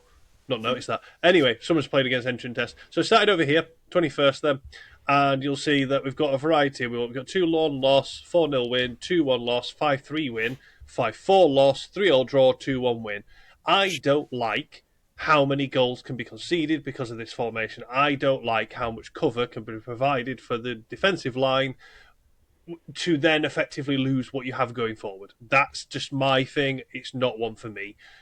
But I got it working to a certain extent. I tried it on one of the teams that I had that could run it. Tried running it then like a team that I'd specifically set up that could potentially run that. and I saw the same sort of thing. It was conceding more than I'd be happy with, and therefore games flip-flopped constantly. And I don't want that. I don't want it being that I'm getting loads of shots and you're getting loads of shots. I want to be getting the majority of the good chances comparative to you. I want to stop your good chances and create more of mine. So you'll notice most of the middle of the pitch has got no individual instructions. Deliberate again. But we'll go into the team instructions. Slight bit of width on it. Went direct, less long shots, dribble less often. You'll notice no cross more often on because I'm specific with who. And I've got more offensive on. Similar defensive line. I pushed it up a tick further because I found I was just sort of tweaking it as I went along and I found it a bit more effective. Got that tight block in there because it's a way to try and counter some of the crosses to a certain extent that you'll be receiving when they put it in. And the exact same out of possession tactics. I've seen some people talk about more aggressive. For me, I've not been a fan. I've just not seen it working for me. And I've never liked just clearing the ball often. Balanced is a bit of nothing to me, to be honest. So I'll jump into the individuals, play out from the back, nothing fancy there. Fullbacks, crossbar often. That's literally all I've got them on. Centre backs, nothing. Centre mids, nothing, which I imagine might be a bit of variety with you guys. The cam, I tried him on just risky passing, and he was fucking dreadful. I could not get a tune out of him. But what I did do is I put him on the same instructions I do for my wide men, and what I then suddenly had is the striker doing what he does, which is just balance long shots, and these three going everywhere. They were constantly rotating and moving around. I mean, this guy, as it works out anyway, in terms of who he is, he's a left wing cam. So he can play 84 cam and 80v left wing. So he's already a winger, and I had this rotation going on between all of them, and they were getting a lot of chances. This guy was getting the good high XG chances, which is what I want because he's the guy with the excellent shooting. He's got 95 shooting now. And what he was also doing was laying on a few passes because he was the one, if there was a sweaty pass, he was the one making it to one of these guys coming in. The wingers, same as the cam, cross more, risky high. And we've already covered the striker. So what was often happening was we would get the ball sort of around this sort of middle of the pitch, or maybe in the first sort of lower down here, or be recycling it here. A long ball would be played across out wide where the fullback's wide or the wingers out wide in space, and the ball's put towards the back post, or the dribbling towards the line if they back off. And we're doing the same thing. But what we constantly had was numbers. There was always numbers overloading a certain part of the game. And I could tell when I was playing an opponent who had low defensive freedom because they'd stand 1, 2, so there'd be one defender and maybe 2 or 3 attackers attacking the ball over and over again. Whereas if you don't have it on, the guy that was stood here will move across to where the numbers are because he was marking no one half the time. He was just stood there being no use whatsoever. He's just a trading dummy. And that's what we did over and over again. It's just, as I say, I'm not a fan because I like that defensive solidity. I much prefer the 4-3-3-D for that because I can do something with this guy to do that. I don't need that extra attacking person there. I can then maybe try something with the centre mids because I have tailored that a little bit for one of my 4-3-3s. And the wingers are getting in on the action over and over, but there's a solid defensive line here with a bit of support from midfield. I just find the 4-3-3 attack, it's just very easy to get behind. Yeah. And I've beaten much better 4-3-3 attacks in terms of stats and data and like players compared to my lineups with so many of my setups now. So yeah, I think it needs a bit more fine tuning. Maybe you boys have got something for someone who's watching this who wants something from this. But yeah, my cautionary tale is expect it to be all action Kevin Keegan style football because that's all this is. But yeah, I like more consistency. That doesn't work for me. Okay. Do you want to go next, Root, or shall I? You go next. You went last time. Okay. So I did this lowdown. I did it on the Fortress team that I got with Ron John. So some things will be slightly different if you're higher up the pyramid that you can do. But as you can see by the results here, it's exactly like Mr. K said. It's I'm going to score more than you, basically. That's how this formation works. But I fully agree with every single one of his points. It's too easy to get behind. It's too. If I know I'm playing someone 4-3-3-A, I know I'm going to have a really good time because it's just it's not. As long as I can stop them scoring, I'm pretty confident I'm going to be able to score against them. Obviously, it's not always easy because it is a very, very good attacking formation. It's just very weak defensively. But as you can see, lots of high scoring, lots of goals, lots of wins, 2 losses in total, but always plenty of goals. And this is with very limited players who aren't amazing. So I will do the instructions first. I've gone very wide. Not all the way, just before the V. Just to spread people out, spread the defence out. Gone direct. This one in the middle all the time. Long shots unbalanced.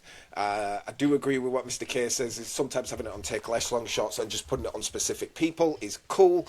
But at this level, again, Flint level, Spark level, just put it on balance because your guys with 56 shooting are going to bang goals in. Fair. Crossing balanced. Dribble less often, and I've said this a million times, I will always say it, if you're playing the 4-3-3-A and you are not more offensive, choose a different formation. What's the fucking point? You're an attacking formation, play attacking. Didn't touch... fucking point? Yeah, what is the fucking point? Like, honestly, go attacking if you're playing 4-3-3-A. Didn't touch anything here. I think this is mainly because I've got slow defenders, so I didn't bring it up. I just left it in the middle. It was fine. Here, I don't know why this is still on here. Okay. Leave it there, it was fine, it was doing okay. But I did put it on more aggressive, and the only reason I've put it on more aggressive is I am seeing more cards on balanced, which is it just makes no sense to me whatsoever. If I'm on balanced, I'm seeing multiple yellow cards. I've seen as many red cards on balanced as I have on more aggressive. So I'm like, you know what, I'm just going to stick everything on fucking more aggressive and just leave it there. I did have this on balance for a while because if you remember when, just briefly when I said my defenders kept giving the ball away, and that's because when you're on direct, it's like if they get isolated, they're looking for a pass, they can't find one, they get caught out, they give it away. And so I'd put it on balance just so sometimes when they're in that situation where it's like, oh, I'm isolated, there isn't a pass open, just clear it. And that's the only reason I'd done that. For the individual instructions, same as always on the goalkeeper. I think I'm pretty much the same as Mr. K on the thingy. Cross more often, even though he's got shit passing. Don't matter. Put the crosses in anyway. Who cares? Just do it. It works. The centre defender, I put him on conservative just because he's got terrible passing and I do not want him doing anything crazy. He's fine. Same on the other one. I got him to dribble more just because he can. But one thing I have found to try and counter, it's not perfect, but one thing I've found for these centre mids is either do that or you can do that or that, which is basically either put them on low freedom or put them on balanced or more defensive, which it's not perfect, but it can help and it can keep them back a little bit to give you a little bit of extra defensive cover, but it can still be exploited and wide open all the time. My cam, just put him on dribble more often. My wingers, I did not put these guys on high positional freedom, and I believe that's because this guy is a right footer and I don't want him going over to the left, and I believe the same on this side. I just want them to be facilitators. I want them to feed this guy in the middle. If they were on the opposite foot, I would probably tell them, to go for this one. Yeah, dribble more and conservative passing because he can't pass and he can shoot, so he's got more of the inside forward, whereas the other guy is more of a winger. And then the striker, just dribble more often. Again, there's not a lot you need to do at this level because Flint is just, the players are basic. If you do too much with it, it can really confuse the players, so keep it to a minimum, and there's certain things you can do as you go up. Like I said, as you go up, if you're iron level and you're playing a 4-3-3 and you're finding all the centre mids are getting exposed, maybe try the low positional freedom on them there and see if that helps you. But yeah, keep it very simple. You don't need to overcomplicate it. It's an attacking formation. I'm going to score more than you. You don't need to do too much to it to get it working and singing, I think. As long as you're aware of the fact you're going to concede goals. You're not going to be a defensively solid team. You have to score. You just got to accept that, I think. Yeah. Cool. Right, let me share mine. Let's have a look. I'll show you before Bruce got involved and after Bruce got involved. So here is here's before 4-1 loss, 1-0 loss. We got a win, we lost, and we drew. That was before. And then I started to talk to you in the Discord and get some ideas and then figure out. So what I did with the ideas, I tried to run them through one of my Flint clubs just to see how they tested before I came back in here. So I didn't do it. So I did that, and then I was quite happy with, when I was going back to you going, I'll try low freedom on, low freedom off and all that. I did that with one of my Flint clubs that I do have someone that can just play in the winger positions on. And then I came back in here to then run it. So I got a 5-0 win, which was against a team that was similar stats to us, and we just absolutely dominated, except for one defender. And we just dominated the game, like, unbelievably. And then we got a loss, but I don't know if that was variance. I don't even think we deserved to probably lose the game. I think they were better than us, but I think when you watch the game back, they weren't massively better. Just maybe they had some really good player instructions. Yeah, maybe. Yeah. And then we won, drew, lost, and won. But I was happy with how it looked all the way through. I think just the stuff I got from you. So it is set up different to yours. So team instructions, down the middle, pretty much I had it wider. And I think you were obviously saying just due to the speed of the wingers and their ability, like get them tucked in a little bit more. So I tucked them in. Went direct, more aggressive, less long shots and dribble less often. Team depth I pushed up. I quite liked having it further up. Compactness down the middle, more often on trigger press, but balanced on aggressive and clearances. When I was playing it out of defence on this one, I just didn't like how it was, so I put it into middle. I can't really remember why. I just think maybe we weren't shifting the ball fast enough. And then on overview, and the keepers on play out defence, very same as you guys. Cross more often than the fullbacks. Essential. This engine was kind of essential towards the part of last engine as well. So. Centre backs very similar to you on conservative, but they are on more aggressive. So whereas you've done it on the club, I've just done it on there. Still not seeing too many cards for the centre backs on this engine for me. Yellow here and there, but they're not getting yellows every single game. I think I've had one red card in God knows how many games I've played. So I'm not worried about that. Toyed with these obviously being on low freedom and not low freedom, and then tried and then just unbalanced. Just couldn't get anything. I think when I went to low, I was scoring less. And then getting more chances against me when I had it on that. A bit like you said, just score more. So that's kind of why I took it off. But I did put these on more aggressive as well, just to win the ball back. And that seemed to just, seemed to be okay. Weren't getting any cards, so it weren't a detriment. So I'm a bit like you, like maybe you should just bang it on the whole squad because I'm not seeing more aggressive causing me any issues. Yeah, it seems the same as balanced in terms, you'd expect less cards on balanced, but I'm seeing more on balanced. So it's just play it on more aggressive. Just play it on more aggressive, yeah. The cams just literally on dribble more, doing nothing else, just dribble more. Wingers, just again from when we spoke, I've narrowed them in and I've put them on cross more often, so I didn't have my wingers on cross more. I think I had them on dribble more and take less long shots, I think something like that. So then obviously put it back to what you said just in case of the advice you gave me on getting them crossing. I think it's because I'm used to just having my fullbacks crossing, but I guess I have got some wide men. And then the striker is what unlocked everything for me in terms of the goals, was literally putting on low freedom right here. That was the game changer in this whole tactic. I think I probably, when you don't know without doing it, but I could have maybe even got away with just leaving that as that. And, maybe I think he was on there as well, and maybe he was on high freedom. I think you could get away with some of that. This was the thing that unlocked this tactic for me, just banging him on low freedom. And like you say, he didn't park himself necessarily there, but he was always on the end of a ball, somewhere in this box here. He just was in that little area. He was never over here. He was never chasing back here. So that was one that unlocked it. I mean, I can't say that's the same for every 4-3-3 because I don't have a clue about wingers. I don't play with them. But I've been talking to people in the Discord and they've been because they knew we were tactic testing. I said, I've literally told people your advice. Bruce told me to put low freedom on if he's struggling to score with your striker. And I think nearly every single one of them came back and went, I'm scoring goals now. Yeah. I have no idea what all their other settings were. I have no idea what this screen looked like. But I just said, if he's not where you want him, just bang that on. Yeah. That's interesting as well. It's interesting because I've had that same thought process in previous engines. tried that, and it was very work. ineffective. Yeah. It definitely Very was ineffective. effective. But it makes sense, and I was like, it doesn't work in this engine, whatever. So that is interesting because I haven't tried it much in this one. Yeah. And it definitely works because I went from barely having anybody to get on the end of a ball to having him literally there all the time. Because what I find as well when you were talking about crossing, in my 4-1-2-1-2 narrow, I cross the ball more into the box diagonally and side to side than the 4-3-3 attack does.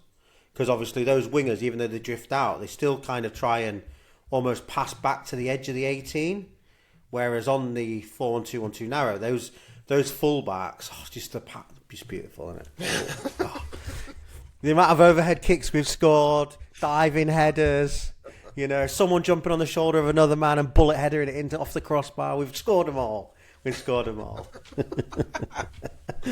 I love this engine at the minute. Please don't break it ever.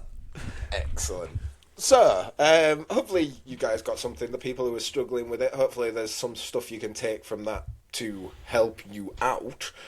Our next section is usually progression, but obviously we've not had any for 2 fucking weeks. I'm itching. I'm getting my. I need some progression. I need to be able to wake up and check my phone and see some +1s. But that's coming. That's coming. So there's no point in us doing that. But what we should do is community questions. Yeah. Yep. Let me just open up the agenda. Because I didn't have them all written down. We've got a few. Yeah, we've got a few there. Yeah. Nice. Okay, so very first question is from Lise, who I just want to add, joined our Discord, never played MFL, doesn't know anything about MFL, joined Discord because she thought we were a Discord about Yorkshire tea. And drinking tea. I'm down with that. It's so cool, this story, though. Awesome. Yeah. But yeah, she's from America and she's joined. She's watched the pod a couple of times, even though she doesn't play. It's mad. But anyway, she's asked the question and she says, maybe off topic. No question is ever off topic. We will answer anything. We go off topic all the time. Yes, literally. So she asks, what's your favourite books to read regarding football or just in general? My favourite books to read are the Harlan Coben books, and I love the Boletaire series. So the original series that he wrote way back in 1998, I think the first book or something like that. And I'm just going through all those books over the last couple of years. And then I'll probably go through the next series that he's done on that. It's quite interesting because I started reading him probably maybe a year or so before he started to get lots of his stuff on Netflix. So now I'm avoiding everything on Netflix and Amazon because I don't want any of the books that I will end up reading. I'm not a massive reader of books, but for some reason I can get into his books. And then outside of that, I love stories like, I can't think of the names of them, but Gruffalo. No, like a non-league footballer in Eastern Europe or someone going in Eastern Europe, like a journeyman and shit like that. Yeah, I've got one of those books. Yeah, I love those books as well. I find them super interesting. Like some guy he's gone to the lower Serbia or something, and super interesting stuff. Yeah. What about you, Mr. K? Gruffalo, if I'm going for... Oh, yeah, because I've got a daughter, so I read loads of children's books all the time. We're now on to... She's 5 years old, so we're now reading books with chapters and stuff like that, a proper story. So she's reading all the... I know her mum, she's been reading Matilda, the Roald Dahl books, and she's been really into those sorts of things now. And she's just reading bloody everything. But for me, I like the Witcher sort of book series, those sorts of things. I'm quite happy to picking up, but I'm very particular, so I'll get the first one. I'll try it, and if I don't get into it, I don't get into it. You've got to engage me very quickly with the story, and if it doesn't, it doesn't, no matter how good the book is. But if it's football related, I quite like biographies of various different people in the game. I like the historical ones, I remember reading Jeff Hurst's autobiography. Very well done, very well put together. I like the ones from managers or footballers who've come from interesting backgrounds and gone through a lot of different things during their careers. I like reading their sort of stuff if it's football related, and I like ones around tactics and stuff like that. and philosophy on behind the game and stuff. I like that sort of stuff, especially if it's anything data centric. I'm very intrigued on stuff like that. Shockingly, so yeah, that's me. I imagine you've got a book on your shelf, The History of Spreadsheets or something. So for me, like Mr. K, when it comes to football, I like biographies, certain players. I love reading their biography, finding out. I like seeing something happen in real life and then later on reading like what was going through their head as that happened, that incident and stuff like, like Roy Keane when he took out Haaland's dad and stuff like that, knowing what was going through his head when that happened and stuff. I find that stuff really interesting. Other than that, I'm very big into fantasy. As you can see behind me, there's like 2 bookshelves there, like just full of books. I think my favourite ones that aren't finished are obviously A Song of Ice and Fire, that are nowhere near finished. But I love the books. I think they're amazing. And then the other ones are by a author called Stephen Erickson, and it's the Malazan Book of the Fallen. And there's he's got a 10-book series, and like each book is like fucking hundreds and hundreds of pages, and it's like really deep, epic, world building fantasy type stuff that I really enjoy. So that's the type of stuff I like reading. The next question comes from Harmonica. At what point do you give up on a player and his progression? For example, I have now a 28-year-old 44 rated player. He's progressed 4 in 5 seasons and played a lot of matches for me in Flint.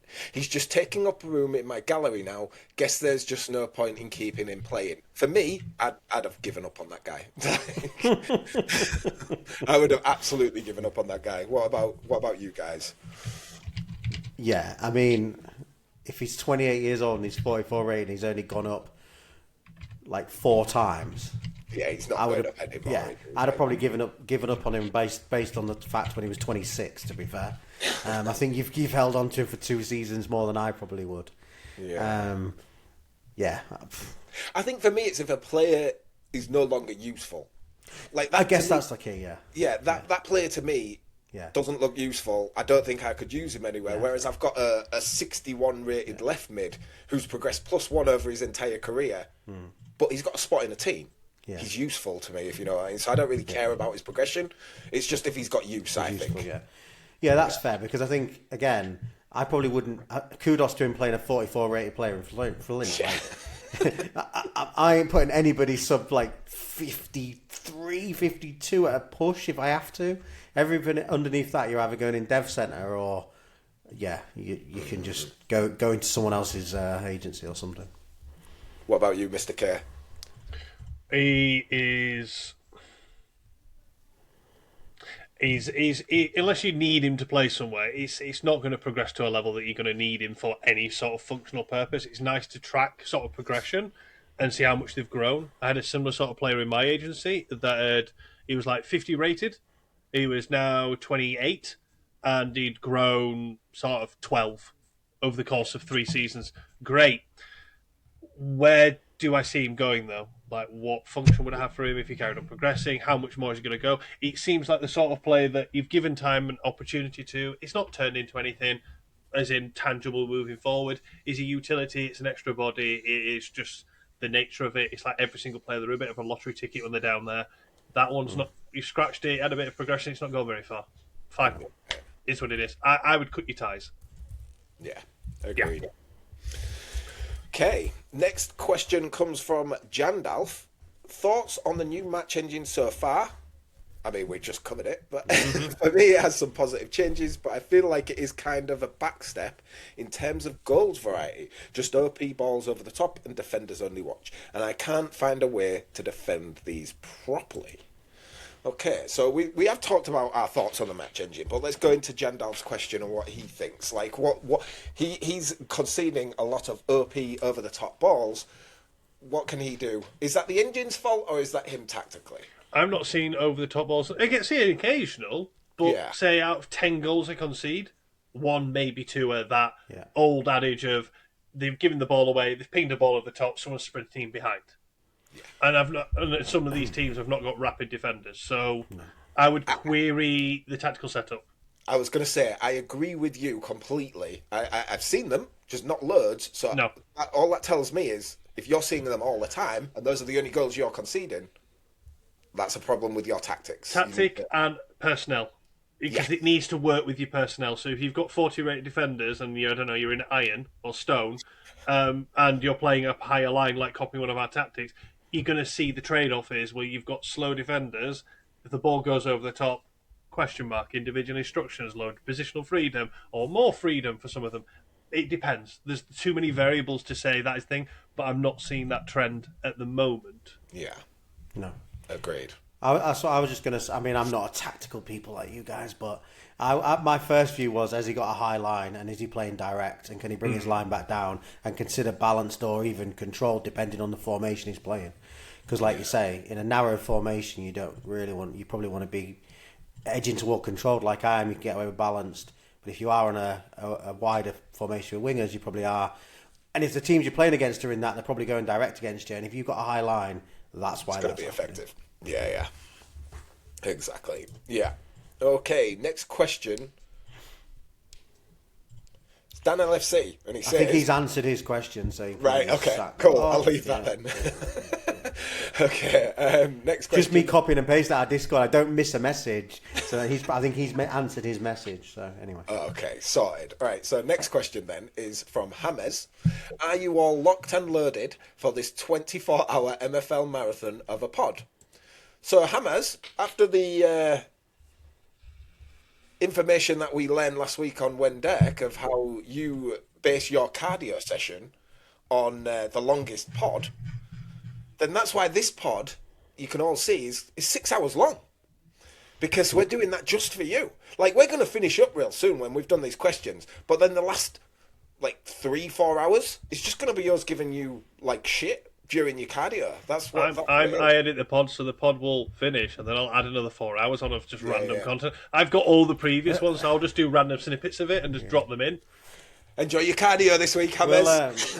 We'll upload 2 variants. One that literally James YouTube sees and one that everyone else sees. Yeah. And in his variant, you can literally just have clips from old ones of us chatting shit that annoys I'll him. literally do that. I'll load all the different previous pods in and just chop them up in different things and throw them together as a bit of a medley. And we'll load the normal pod, and then we'll load a pod just for James. James' cardio workout.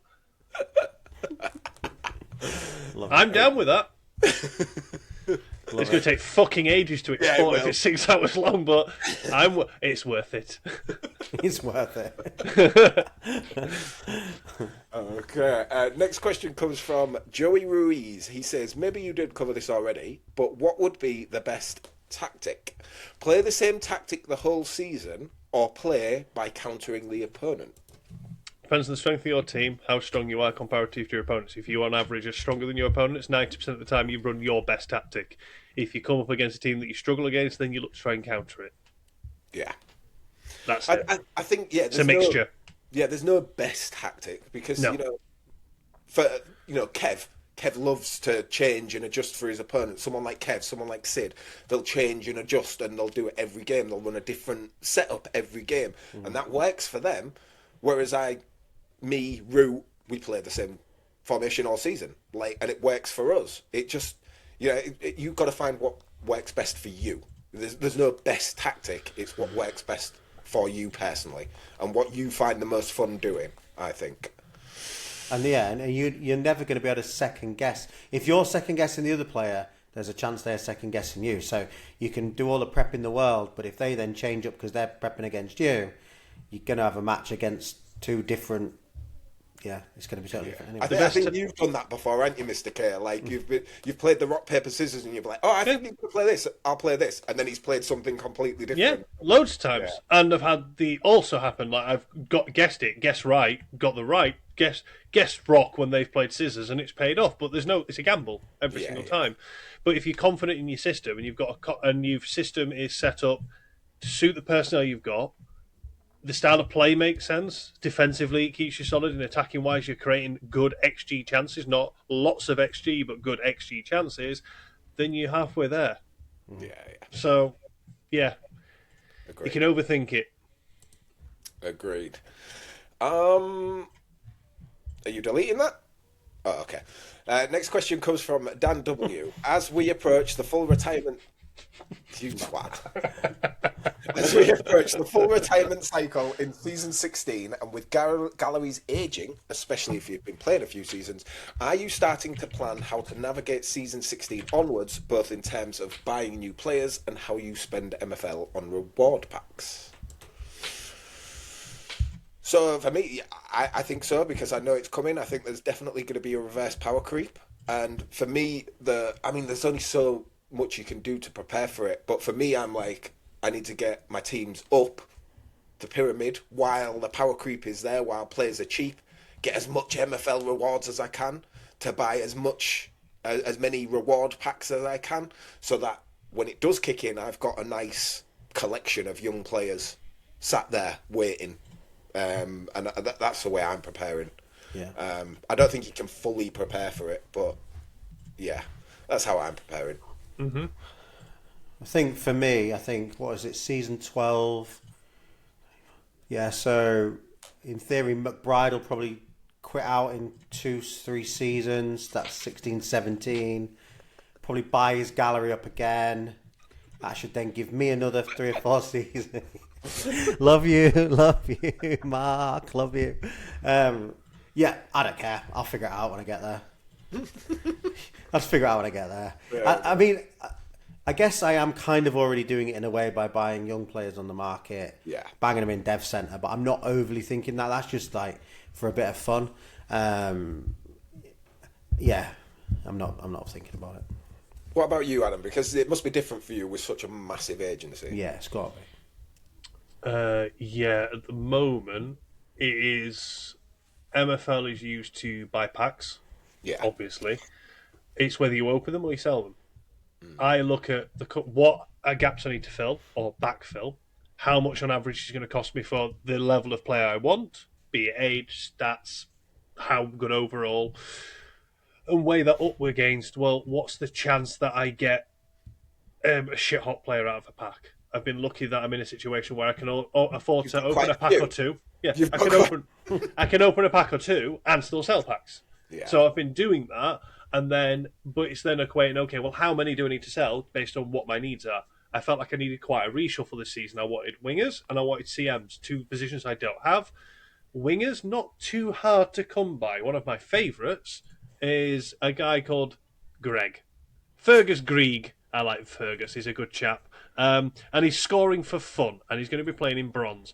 And I've just played one of Orange Fly's teams that is a silly, strong bronze team, and this is the chap here. But he's 34, 45, fine. Like, I don't mind that. That was half the cost of a rare pack. Fine, off you go. I was selling uncommons. I was selling limited 60 to 64s because I found that to be the best return at one point. But CMs was the difficult one. Good CMs for how much they cost. There's not a massive market out there. So then it's going, okay, well, how am I going to get those CMs and how much do I need? That's how I do mine season by season. It's not about, well, I've got the MFL, let's spend it all. Like, it depends on what the need. If I didn't need a load of positional changes, like if I'd gone with last season and I was happy with what I had and I would just run the same sort of systems again, I probably would have sold every pack and invested what I needed to, or potentially gone, well, I could. These guys have now picked up retirement symbols. I could do with a few more rares come in the gallery. I'll open this many and I'll sell this much. That's how I do that ebb and flow of it. And as it turns out, I'm a bit short for rares of the level that I need. At iron is where I'm finding the difficult. I've got the enough to bridge the gap in stone. Got enough for bronze, and I'm basically running most the silver club, but I'm taking more of than the usual 25% as a result of. And the iron clubs, it's a bit of a patchwork, and I'm making it work with what I've got, but I've had to plug a few holes. So next season, it probably would be more of a case of I'm going to be opening rare packs because I need the rare players in, or I look at the market of the level of player I need and how old they are and how many seasons they get and go, it makes more sense to sell the packs rather than have a gamble and pick up and have these players for X number of seasons, because I'll earn the same similar sort, hopefully, MFL every season, and I can just keep churning that way. So it's all dependent on your economics of your agency and how much you're looking to earn. Yeah. So it's a funny one. It's going to be individual. Yeah. Okay. Veiny one asks, how do you see what contract offers you've made on players? If you've made contract offers on players, if it's for a specific club. Pardon? I think this got answered. I think we can remove those. Apologies. Okay. That's just me doing mass copy paste. Yeah, just go back a sec because you just deleted a different question. That was the answer to the question. Oh, was that the? Yeah, there you go. Fucking hell, Root. We're on Kevs. Yeah. Right. So, Kev, question for all three to answer. What is your best formation and tactical tip so far on this new engine? So we'll go around. We'll start with Root. Yep. What's your best formation, Root? 5-4-1. Yeah. Straight off the bat. 3-4-3 diamond. It's all the wide men. OP. My advice would literally be leave it on balanced everything. Don't change any of the default. And just put all your players on high aggression and low freedom. Fair. Honestly, you'll be in diamond plat before you know it. Okay. So, a serious answer. And I will go... Actually, what Root said. I'm running 5-4-1 on Trust the Process's Philly team. And, it's an iron team. But when I'm matching teams, I'm matching silver teams. And I'm beasting them. Like, destroying them with a 5-4-1. And I think it's a really strong formation. I think it's probably the best tactical setup I've got across all my teams so far. I really do. I really love it. I think it's really good. And my best tactical tip: play for set pieces. Play for set pieces. Set pieces are very strong. Corners, free kicks, play for them. Like whether that's taking more long shots, dribbling more to get more fouls. That is my tip. Play for set pieces. So what about you, Mr. Ket? So Kev wants my tip, is what I'm taking from this. That's excellent. Cross more. I think I can't stress it enough. Yeah. Cross more on the right players is a very viable way to go. And don't overcomplicate it with individual instructions. Yeah. Be specific because there's a strong cause and effect this season. Last season it was like, well, they don't do anything if you do individual instructions. It was bet win on. Anyway, let's not go back to those dark old days, eh? No. Favourite formation right now? 4-4-2-B. Yeah, you showed us what you've got it doing, and oh my god. It works. Yeah. It works so well. 4-4-2-B. Quite enjoyed the 4-2-2. And I've lost the plot on what else I'm running. I am enjoying my 4-3-3-D because it's not one I'm used to running, so I've never really run wingers before. It is a good formation. I'm having fun with it, which is fine. I'm liking the 4-1-4-1. I want to do a bit more fine-tuning. The 4-1-3-2, very good. Surprisingly, yeah, very, very good. I've got that working very, very nicely as well. So yeah, there's quite a few, but 4-4-2-B is my favourite right now. It's got a bit of everything. Nice. Next question is from Ricky Hyde. Leading on from that, how confident are you going into the new season after testing? Reasonable. Because at the moment in testing, I am able to overcome team strength. I'm able to overcome a sizable team strength right now. But then I don't know if people have got to grips with the engine yet. Everyone will know come mid-season. Yes. Yeah. That's where you get the barometer check. Everyone knows the first and second half of the seasons feel very different, and that's why. And also, if you need to know, guys, announcement from MFL, registrations, it'll be too late for the pod, but you've got until tomorrow morning to register. You've got until 3 mornings ago to register. Exactly. 2 mornings ago. Exactly. So, register your clubs. What about you, Root?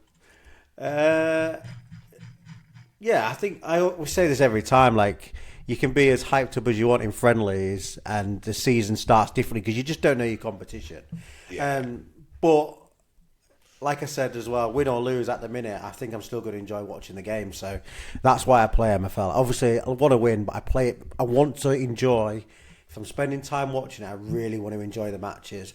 Like I'm just playing one against you now, Mr. K. I think it's where your team, you've let Dan W win lead. Oh, right, okay. And I've just lost it 3-1. But I've watched it, and they deserve to win. My players didn't turn up on the day, but in the group stage, I don't know if I won't beat him last time on it, because I've won all my games, 3 games so far, so I must have beat him. And on my day, I deserve to win. I don't think either of us have changed anything, but clearly, like you do in real life sometimes, my boys didn't turn up. So when I've watched him, it's my boys that were the problem. But he also got more. He got more XG than you, so he deserved to win. Yeah, of course he did. Yeah. Nice. That's it. Okay.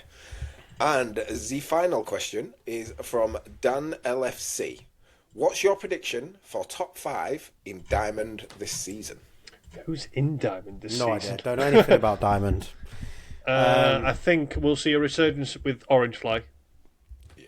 I think he'll be hell-bent on a resurgence there. Sid, I think he'll do very well because he had a very good season last season. Yeah. Ronan won't be as dominant, but I still think he'll be a very big force to be reckoned with. He always is. Of course he is. Of course he is. I do fancy Kev to finish in the top half of the table, though. Imagine Kev's to win it. You would love it. He'll be top half of the table with Kev. I'm confident on that. After seeing the match engine, after seeing how the cause and effect I'm seeing, and how much more time Kev puts into it than I do, he will be top half this season. I'm pretty confident on that. Nice. He did reply in our Discord to put in, "I'll take 5th from bottom." Bless him. Well, up the Kev. Up the ramble. I fully agree with you. I think Ronan will be in there. Mm-hmm. I think for his mental health, Bob, Orange Fly, he'll be there. I hope he's up there, like for his mental health. I really do. Yeah.